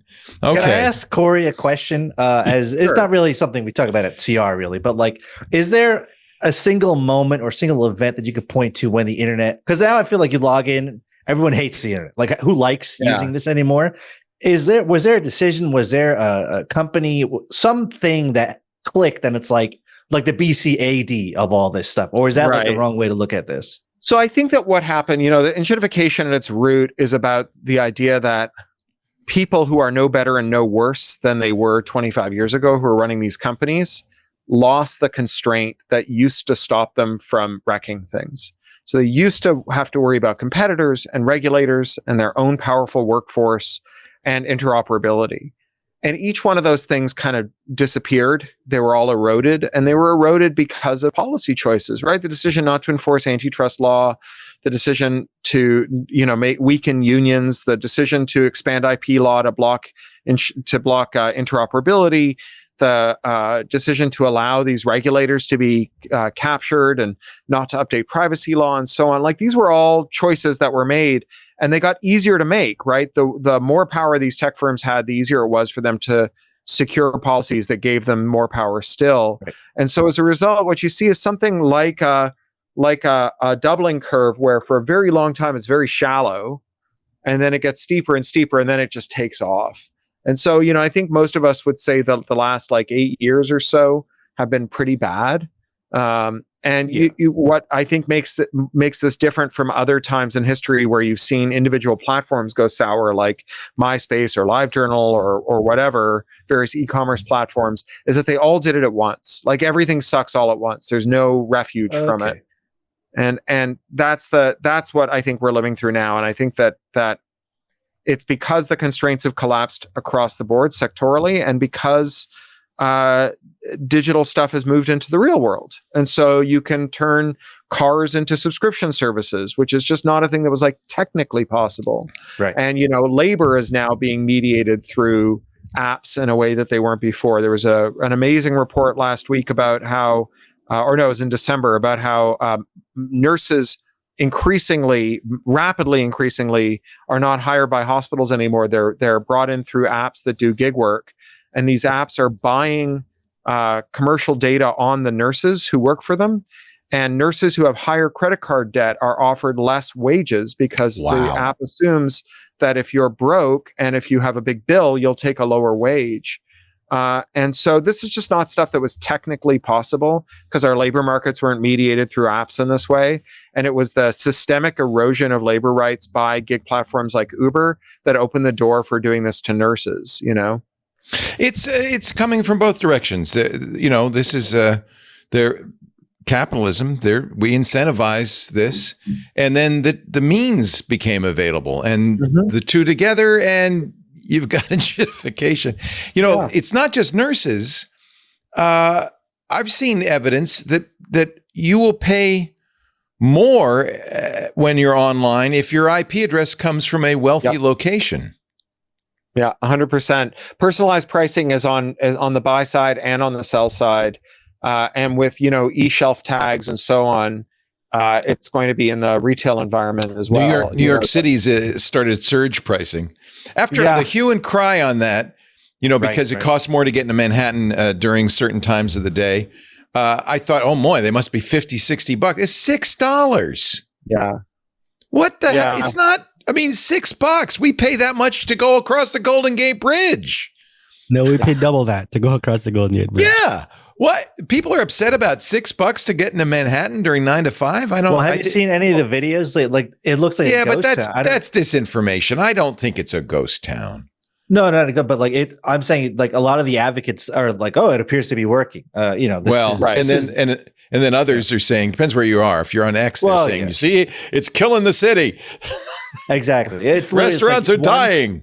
One side will say exactly that, and then the other side will say this is good because it's easier for pedestrians. Yeah, I don't want people. I think it's. I think, frankly, they should ban private vehicles in all cities. But that's The problem is it's not a progressive tax, right? So there's a large group in like a very some people $6 is a lot. Yes. Yeah, right. in a very unequal society, $6 is a lot, and then for another group of people, it's nothing. And so you don't want it to be nothing, and you don't want it to be a lot, right? You want it to be some friction, and it's not just some friction where you have this very, very unequal society where some people are a little poorer every month, and some people can just light 100 bills on fire all day long.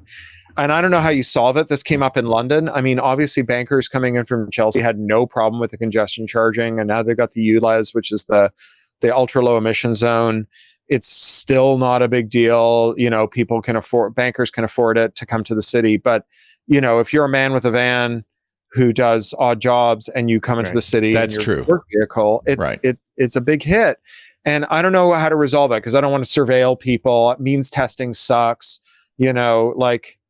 It's just, it is what it is. But I understand our Manhattanites have corrected me. Professor Panda Bear says it's $9. Sorry about that. And trucks and buses are $14 to $21. But still, $21 divided among a bunch of truck deliveries. I saw restaurateurs saying, well, we're going to have to pass this along to customers. Really? If you've got one customer and they have to pay $9, sure.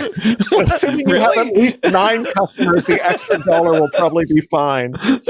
You know, like I said, Hank's opened up in a restaurant in Manhattan, and I don't know if he's addressed this yet, but those sandwiches are going to have to cost more. I'm sorry. It's not my fault. Blame Governor Hochul. All right, let's see. Twitch streamers returning home. Talk about the rich getting richer. People like Ninja, who left Twitch to take a lot of money from Microsoft at Mixer. I forgot what Ninja got. It was millions of dollars. He left Twitch in 2019 for a deal with Microsoft's now defunct, by the way, Mixer for $30 million. And he got to keep it. He got to keep the entire package. He got to keep it because Mixer flopped. He went back to YouTube. Myth received $4 million from YouTube over his 2-year contract, but they've all gone back to Twitch because the contracts ran out. They took the money, and Twitch is the place to be, apparently, even though Amazon's Twitch is apparently losing money right and left, and they've been laying off people. You used to work at Twitch, right, Benito? Benito Gonzalez. I actually used to work there at very moment. At that moment when all the big when Ninja was abandoning them, and Mixer had just come up, and they were starting to buy up all the streamers. So I was working there at that time, and that was definitely happening. And then, but this was inevitable. This boomerang was inevitable because those companies don't. You're losing money on those contracts. So. Well, this is what they said. They said YouTube doesn't care about live streaming anymore. Now they're all about shorts. Yeah, that's exactly it. Yeah. Right. I mean, YouTube could afford 30 million. That's not the issue. Microsoft can afford it. Budget. But they've changed their priorities every 5 minutes. When you Valkyrie look at stickiness, is going back after she left for 5 years and 3 contracts on YouTube. On Wednesday, she moved back to Twitch. But is Twitch going to survive, Benito? What do you think? I mean, you know, a lot of people. It's a culture thing, and like to Amazon, it's not a lot of money. No, they're not losing a lot of money. They're probably losing more on the web store still. You know. Yeah, they're losing more on Alexa. We know that. I want the gaming streamers back on Twitch because when they started finding lucrative deals elsewhere, that's when we started seeing the rise of the nuisance streamers and their channels. Right. So if the gamers come back, maybe we get a little less attention paid to the people who really should have no attention paid to them. Yeah. And I'm glad that these people like FaZe Swag from FaZe Clan, he says he got generational wealth from his YouTube contract. This is from a Bloomberg story. His father had 2 jobs. His mother worked the night shift. YouTube's offer for him to live stream Call of Duty allowed him to help his mom retire. Yeah. And now he's back. And I mean, it's work. If you've got a successful live streaming channel, that is a lot. I mean, you know this, my Leo. poor son is, stressed through the roof because every minute you need to post another piece. Now, and by the way, I give TikTok a lot of credit because, and I've mentioned this many, many times, the oral arguments for whether or not to ban TikTok were heard on Friday for the Supreme Court. They're going to have to rule in the next week if they're going to stop the forced sale or closure of TikTok. The deadline is January 19th, the day before inauguration. The incoming Trump administration filed a brief with the Supreme Court saying, hey, give us some time. I think we can make something happen here. But those who listen, we will have Kathy Gellis, who is an attorney admitted to the bar at the Supreme Court, who, of course, listened to the oral arguments. We'll get her opinion on Wednesday on This Week in Google. But the general press said that it seemed like the justices were pretty much ready to ban TikTok. There wasn't a First Amendment issue in their mind. Should it be banned or sold? Does it matter? You know who benefits? Instagram. Just in time to save Mark Zuckerberg. Well, might we all benefit if the guy who destroyed the Los Angeles Dodgers ends up owning TikTok? That's one of the possibilities. Now, are you not a McCourt fan? I don't know. I think that the current thing, that his blockchain-based social media thing is just nuts. It doesn't make any sense to me at all. He says he's got $20 billion in commitment, which is, I don't think, enough. And by the way, the Chinese government has already said or forbade ByteDance from selling the algorithm. So I guess he'd be buying the He says he doesn't want the algorithm anyway. How hard could it be? If you notice somebody watching a video, you give them more of that. Well, look, I think there's like TikTok did do a pretty good job, better than its predecessors, of figuring out things that plausibly you might like. So they're brilliant. The virality.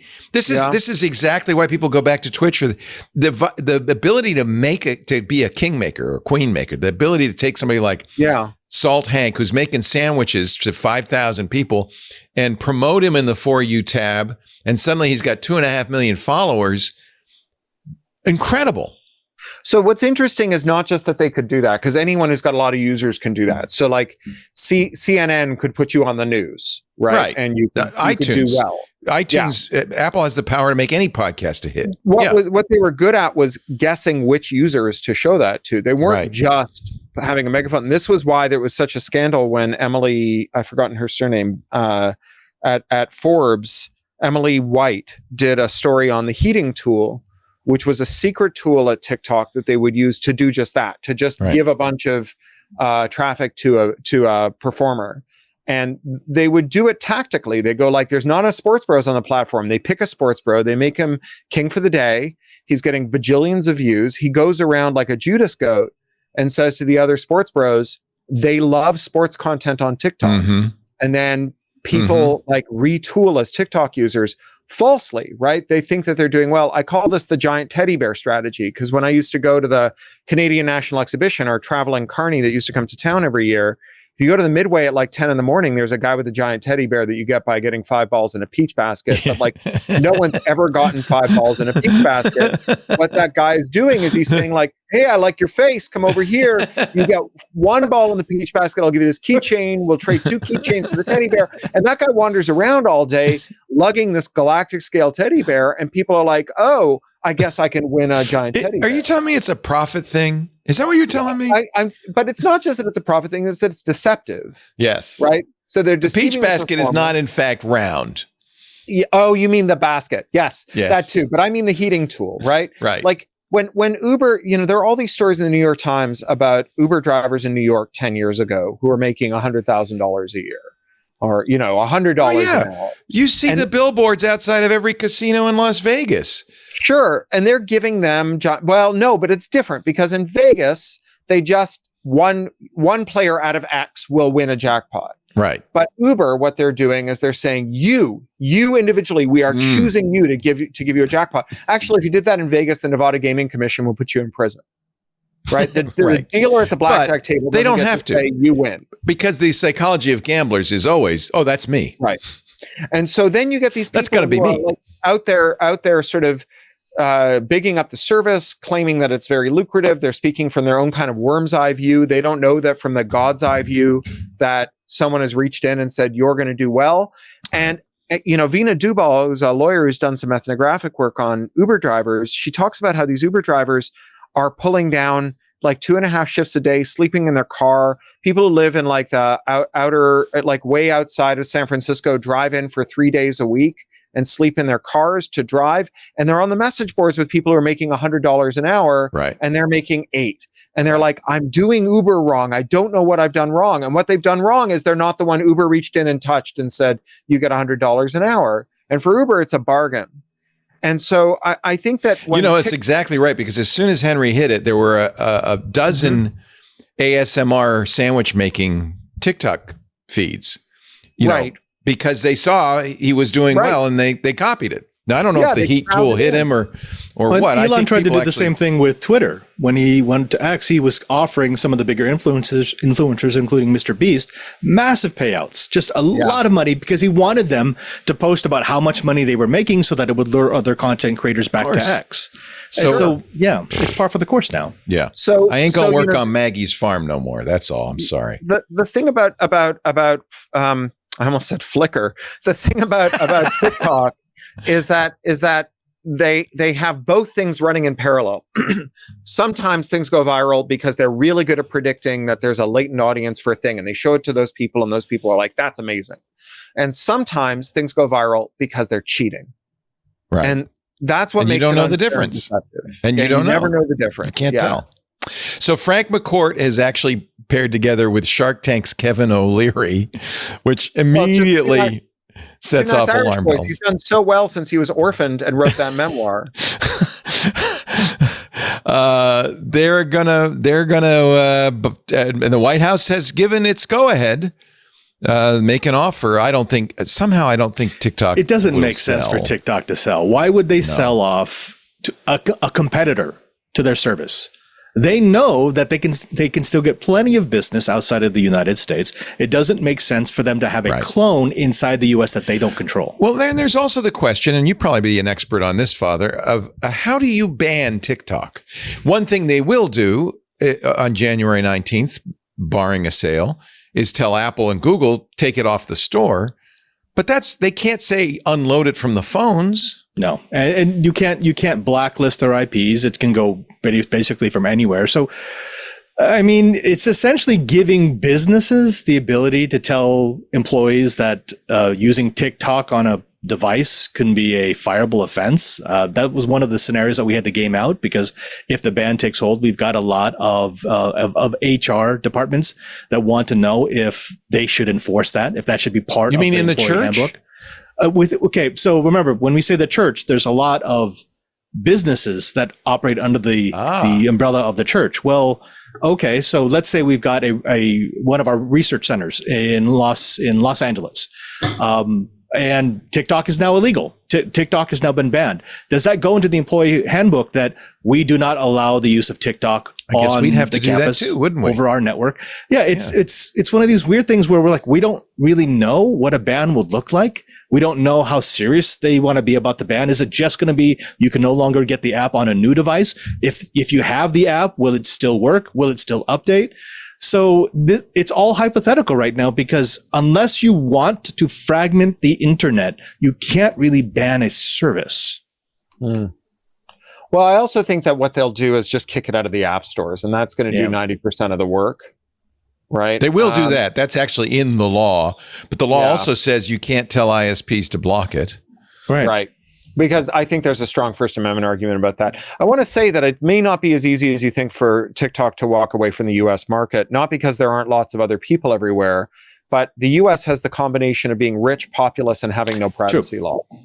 Right? Yeah, the most valuable users that are large, but they have privacy laws. There are lots of poor countries that have bad privacy laws, and there are lots of small, rich countries that have weak privacy laws. I'm counting on France. Million person, no privacy vacuum, wealthy nation. And normally I'd be down with you, except for the fact that ByteDance is very close with the state. So, I mean, if they have any pull whatsoever, the state is not going. The state's Chinese Communist Party, the Chinese Communist Party. They see it as a strategic asset. They're not going to clone off a piece of their strategic asset. Yeah, that's a better argument than the argument that they can just make up the revenue somewhere else. Yeah, like that they're geopolitical or realpolitik things. But I mean, America is unique. I mean, I think that we underestimate how contingent so many of our weird technological factors are. I was had a conversation with Bunny Huang, the hardware hacker, about the CHIPS Act a little while ago. Yeah. And he said the reason the CHIPS Act is going to fail is because Taiwan is so distinctive. It is a country with an amazing education system and a bad passport. And that is why you have PhDs with PhDs in electrical engineering who will work in the chip fabrication facility where they make $50,000 a year and sit in a bunny suit for an 8-hour shift without a toilet break, overseeing 5 nanometer scale chip fabrication, where, like he was just describing it, it's crazy. You vaporize tin into an evacuated chamber. You track the droplets. You hit them with one laser that smashes them into a coin shape. You hit them with another laser that vaporizes them, and that's how you get the light wavelength needed to do the fabrication. Every wafer is balanced on 2 platforms that spin to stop any vibration. They have to be exactly the same size and weight. And this whole thing has to be recalibrated constantly. It's not a science, it's an art. And you need a PhD in electrical engineering to do it. And the people who do it get $50,000 a year. And so, like, that's just not a thing you're going to do in America, right? And I'm like, well, you're right. There's like, that seems plausible. Wow. You just don't have the climate to. I mean, TSMC is building a plant. In fact, they're doing 4 nanometer chips. They said in their Arizona plant up in Phoenix. I bet they're going to pay their PhD electrical engineers more than $50,000. A lot more than 50. A lot more than 50. Let's take a little break because we're going long, and I saw Cory yawn, so I know it's time for a nap. So long days, short nights these days. Yeah, I know you got stuff to do. We're going to wrap this thing up, but what a great panel! I am having so much fun. It's always a pleasure to have Nicholas De Leon, Cory Doctorow, and Father Robert Ballecer in the same Zoom. Thank you guys. I really appreciate it. Our show today brought to you by the password manager I use and recommend.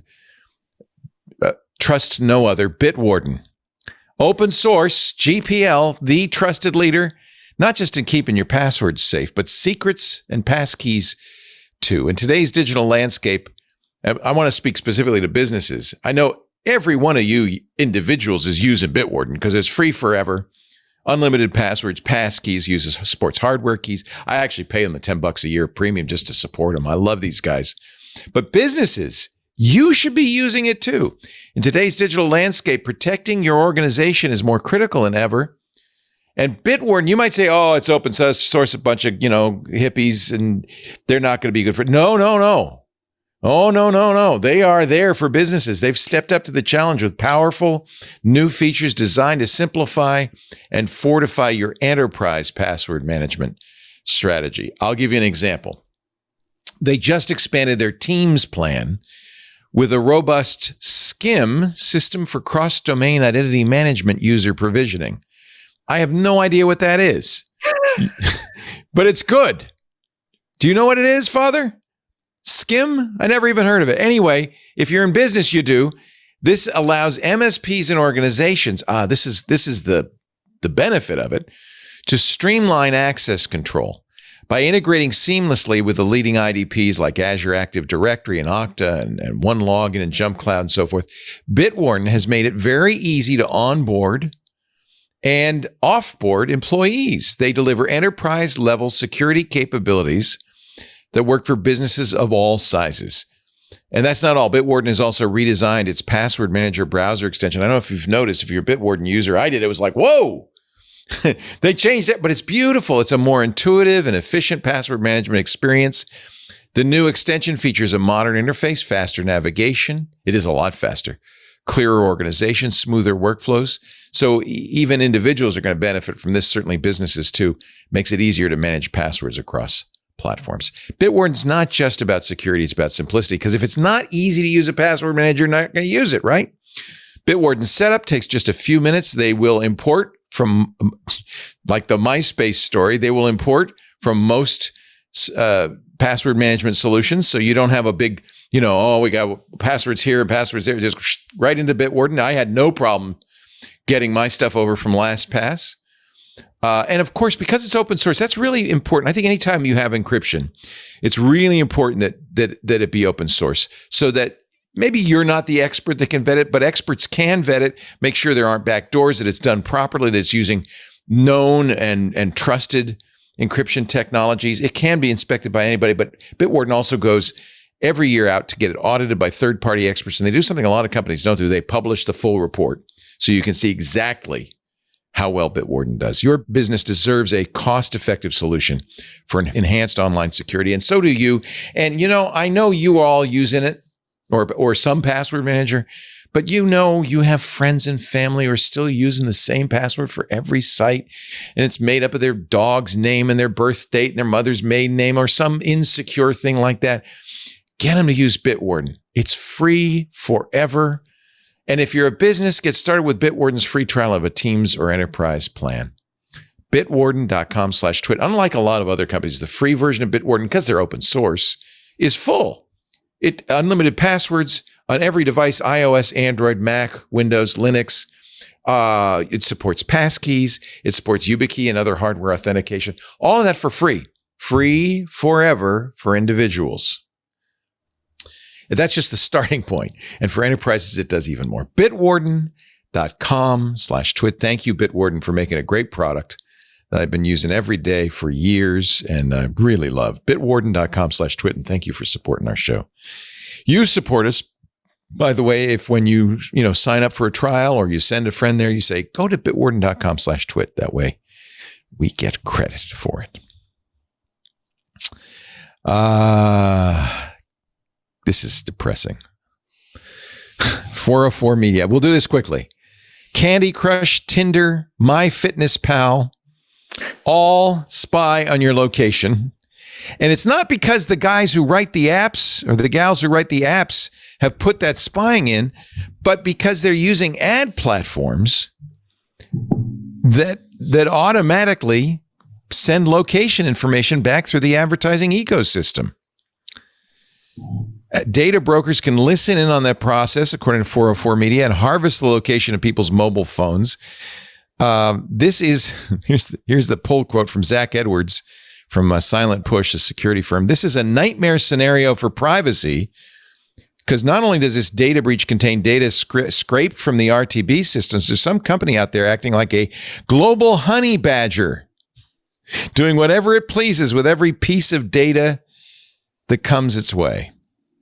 Tinder, Grindr, Candy Crush, Temple Run, Subway Surfers, Harry Potter, Puzzles and Spells, Move It, My Period Calendar and Tracker. 10 million people use that, by the way. MyFitnessPal, Tumblr. Yeah, my favorite, Tumblr. Yahoo's email client, Microsoft 365 Office app, Flight Radar 24. Multiple religious-focused apps, Muslim prayer apps, Christian Bible apps, various pregnancy trackers, and yes, many VPN apps. There are no ads on my app, so no one's tracking you. Also, you're safe. Thankfully, I don't have to worry about Tinder or Grindr or any of the fitness apps. How do you get dates then? I don't understand. Okay, no fitness. I know.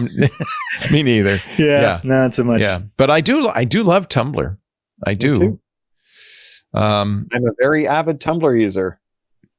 I don't want to go for another 2 hours, so I'm not going to ask you about Matt Mullenweg. We'll just save that for. I wish I understood what was going on with him. I hope he is well and figuring stuff out for himself. It's getting worse too. They're starting to kick people out. And,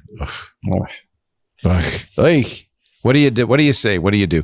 Muslim Pro, which is good because you don't want to use the amateur Muslim app. You don't use Muslim Light. Wait, is that Muzzmatch? No. Is that Muzzmatch? Muzzmatch. No, Muslim Pro is a Muslim prayer app. Oh, okay. It said they didn't even know about Gravy. Yeah, we display ads through several ad networks to support the free version of the app, but we don't authorize these networks to collect the location data of our users.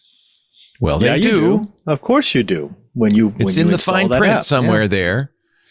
Gravy's been hacked, by the way, which is part of the hair on fire in this story. Joseph Cox writing in 404. I don't know what the answer is to this. I mean, it's just basic. A privacy law. A privacy law is the answer to this. I'm sorry, it's just like not that complicated. A privacy law. Put these guys out of business. Have a privacy law. A privacy law. That's all we need. A privacy law. How is it possible this is legal? I just saw the other day the CFPB proposing that it would be illegal to sell someone's social security number. It's legal. Yeah. No, I mean, Congress. Yeah, I could buy it from the AARP right now. It's legal. I mean, yes. Is it Congress or is this CFPB regulation going to be sufficient? The regulation won't be sufficient. We need Congress. We need a federal privacy law with a private right of action and no preemption. Because the Supreme Court that threw out Chevron deference is going to absolutely throw that out as well. Well, it's just a regulation does not have the same force that a law has. We should have a federal privacy law. It should have so one of the things I don't think the CFPB can do is create a private right of action. That's really important. That's when you as an individual can sue for justice. Are you in favor of those? It bugs me because the Texas uses that a lot. But that's not a good private right of action.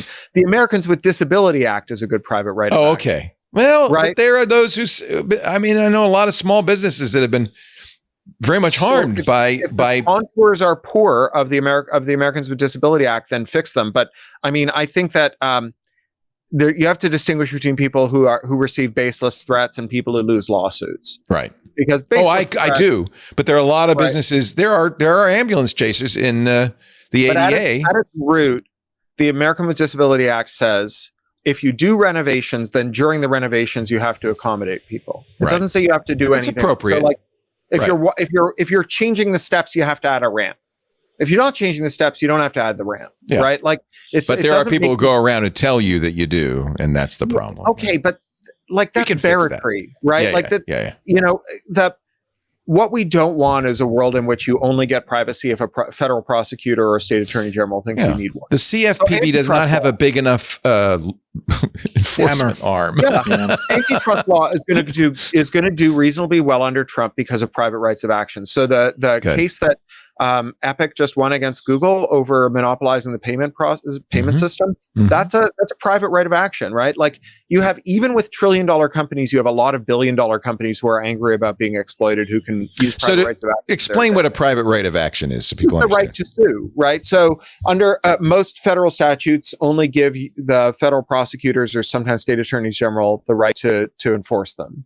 But if you have a private right of action, then you can say, oh, you violated my privacy. Sure, I'm going to send a letter to the state AG and say you violated my privacy, but I'm also going to file a lawsuit, right? And, in those cases, ambulance chasers are great. The no-win, no-fee bar actually goes out and finds people who have been screwed over and says, I tell you what, you don't need money. And in fact, the bigger and richer the company is that screwed you over, the more money we can get out of them for our fees if they fight it.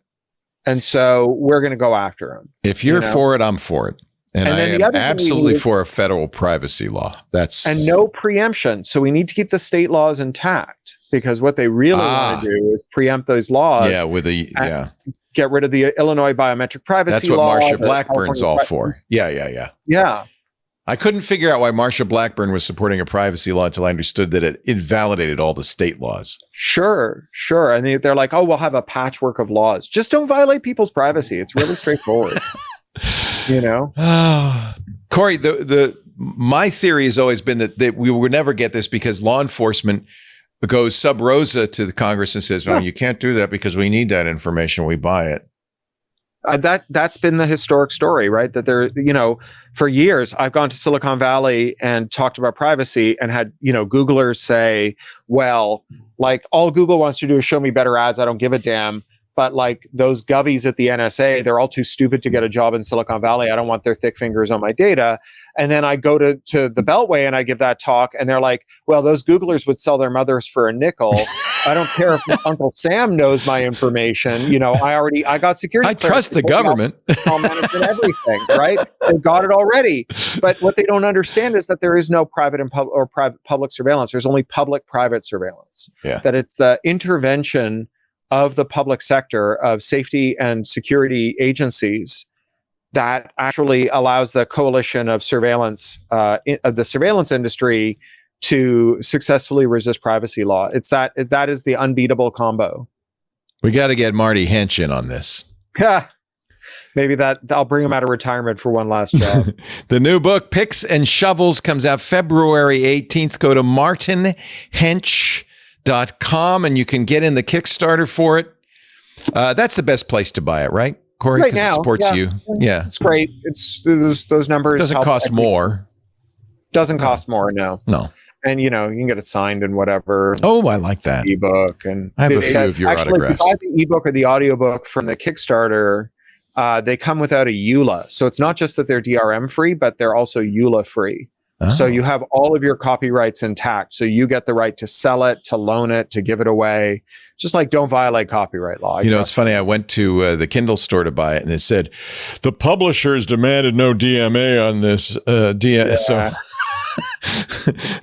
we aren't going to copy protect it. Sorry. Yeah. I think we just brought martinhench.com to its knees. So wait a minute or two.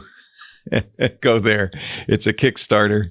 No, it's working. Is it working? Maybe it's just me. It's just a redirect at my domain registrar. I use Hover. Hover should be able to. I like them. Smush it right through to Kickstarter, or you can just go to Kickstarter.com and search for Martin Hench. Yeah.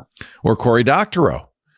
Cory, always a pleasure. Good luck on that documentary. That sounds fantastic. Yeah. You always have like 18 different things you're doing, don't you? I know. Book tour coming up.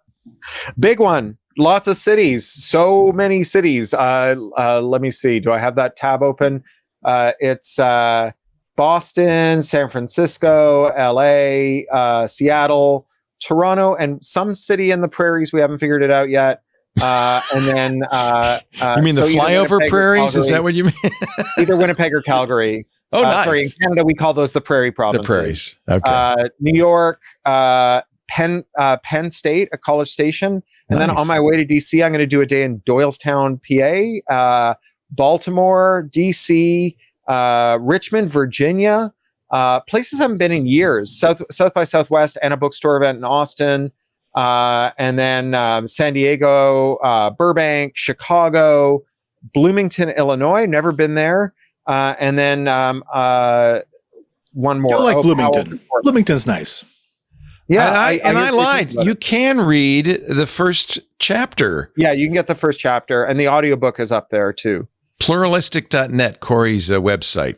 Has the Picks and Shovels Chapter 1. So if you want to taste the audio is up there too. So nice. All of Will's stuff. Thank you, Cory. Always a pleasure to have you on. Thank you. Good luck surviving your long march. Yeah. Wow. Thebezel.org for all the book information. Pluralistic.net is his website. He's on the Mastodon at Pluralistic. Correct. Nicholas De Leon, what are you working on right now for Consumer Reports? Oh, I spent all day Friday doing stuff on coffee makers. You were doing that. Yes. Yes. Did you come up with a winner? Related to anything we've talked about. Did you come up with a winner? I don't think that's the purpose of this article. Is like how to pick one, something like that. There was so much coffee stuff at CES. You should have come for that. Do you like AeroPresses? Yes, my Christmas present for Elisa was the new AeroPress Pro or whatever they call it, the metal glass one. I just have my old one. Oh no, it's glass and metal. It's beautiful. Oh yeah, I like the old French press. I'm very old school. I think that makes. I have a Bodum. I'm with Nicholas. Yeah, French press. I have a Bodum. I have 13 ways to make coffee actually in my house. A lot of people have a lot of ways. I didn't know that people had so many ways and opinions about making coffee until very recently, actually. So this is all kind of new to me. But in terms of tech, we'll have something this week on all the AI PC stuff. We saw some of them at CES this year, at last year as well. One of the things we do, maybe it struggles not the word, but there's all these little AI applications and services. I don't know what the consumer use is for a lot of this stuff is yet. I use ChatGPT. Wait till you see a pearl on my temple, and then you can ask me. I'll interview you then for that story. That's going to be. This stuff for? I keep buying stuff that's going to record my life and then tell me what happened, because I figure I don't remember it. Right, but it never lives up to its promise. Good. I will look forward to that. I've been a subscriber since the 80s. So I will get my consumer reports, and I will look for Nicholas De Leon, senior electronics reporter. Cory, this is the AeroPress Premium which I'm now looking is at it back now. ordered. Yeah, it's back Considering ordered. ordering it. I think I might ask for my birthday. I think Williams-Sonoma has it. I got it from Williams-Sonoma. They seem to have some sort of exclusive with a number of coffee companies. But it's beautiful. It's aluminum and stainless steel and glass. It's just beautiful. If I buy something aluminum, I have to argue with my wife about whether it's aluminium. She's British, I take it. Or who's who? She's British. Yeah. Aluminium. But you're Canadian. Don't Canadians say aluminum? We don't insert random syllables. Good, because it'll make it much easier to absorb you into the 51st state if you just pronounce aluminum properly. Thank you. So long as it comes with like 50 electoral college votes, I'm in. Wouldn't that be nice? Yeah. Hey, I never thought of it that way. I mean, they'll want to do the You're going to get two just like everybody else. We'll bring in Canada and Puerto Rico, and I'm cool with that. Let's do that. And Greenland. Greenland might Greenland, get a couple. And Greenland. Yeah, let's do Greenland. Oh, why not? Do you know, Puerto Rico's already in the electoral college, isn't it? If they sanction Denmark for not selling Greenland and don't allow imports, America will cut off its supply of Ozempic. I know. No Wegovy for you. It's okay. Elon will fly his private jet over there and grab his weekly supply. Father Robert Ballecer, they call him the digital Jesuit. He is, of course, a priest, and his app is called JesuitPilgrimage.app. And you can follow him on Blue Skies, Padre SJ. And he's doing amazing things that he can't tell us about because God would get mad. Well, it's a team effort, and I don't want to put one single face on the team effort. Would you say it's kind of a trinity? Yeah. There's three of them now. Sure, why not? Yeah, it's a group. I'm sorry with this sacrilege. I apologize. I'm stateside. I'm stateside for another month, so it's all good. It's not until I have to go back that I have to, get holy again. Nice. But no, normally you can find me just outside my residence, up on the roof. So if you're ever at St. Peter's, just look for the rooftops, and you'll probably see me with goggles. Look for the one with the white smoke. Is that what you're saying? That's what I do. That's pretty much what I do these days. Yeah. I have got to come out and visit you and get this special tour of St. Peter. We were there last year. Unbelievable. And I would like to do what you did, Cory, and see a Christmas Eve mass there. That would be It was pretty amazing. Wow. I mean, I was 12 and I still remember it. Oh, you'll never forget it. Now, Leo, what I can do is my access card allows me to bring in two guests, so we could just sit near the train station, which is right next to Pope Francis's apartment, and you can just watch him come in and out. Use his Wi-Fi. Yeah. Can I use his Wi-Fi? That's the question. I bet you Robert knows the password. I know all the passwords, and I have them someplace. Yes. What a great show, man! I just want to keep going. I'm sorry I've kept you so long, but it's always when it's a show like this, I don't want to stop. Thank you, Robert. Thank you, Nicholas. Thank you, Cory. You guys are the best. Have a wonderful evening, and I'll see you soon, I hope, on This Week in Tech. And thanks to all of you who watched. We do this show, as you probably know, Sundays, 2 p.m. Pacific, 5 p.m. Eastern, 2200 UTC. You don't have to watch then because it's a podcast. You can watch or listen whenever you want. But we do a live stream of the show in its production on 8 different platforms. Club members get to watch in Discord. But there's also, because I'm trying to be a big YouTube star, youtube.com/twit/live. It's not going to happen, is it? We're also on Twitch. Twitch.tv/twit. We also are on Kick because, I want to cover all the bases. X.com, LinkedIn. We're even streaming live on Facebook and TikTok, at least for one more week. You know what? Come to think of it, I think we could continue to stream on TikTok even after they're banned. They're not going to prevent that. So I don't know what we're going to do after January 19th, but I think we'll just keep streaming on those eight platforms. If you don't want to watch live, I understand. In fact, I encourage you to either go to the website, twit.tv, or to our YouTube channel, twit.tv/twit. There's actually links to all the shows have a dedicated YouTube channel for the video. That's a good thing to know about because it's easy to share a clip. If you want to take a little bit of, E.B. White's bibliography and send it to your friends. Molly White's grandpa wrote some books. You could just clip that on YouTube. They make it very easy and send it off. And it's a good way of sharing what you see here. Maybe grow our audience a little bit. Best thing for you to do, though, in general, is subscribe in your favorite podcast player. That way you'll get it automatically. You'll have it. It'll be downloaded, ready for your Monday morning commute. Thanks to everyone. Thanks to our wonderful club members. We appreciate your support. Thanks to all of you for watching. This is a special year for the network. We are in our 20th year now. Our 20th anniversary is coming up in April. 20 years of doing this show, and every single show for the last 20 years, I've ended the same way. I'm going to end it right now. Thanks for watching. We'll see you next time. Another TWiT is in the can. This Bye-bye. is amazing.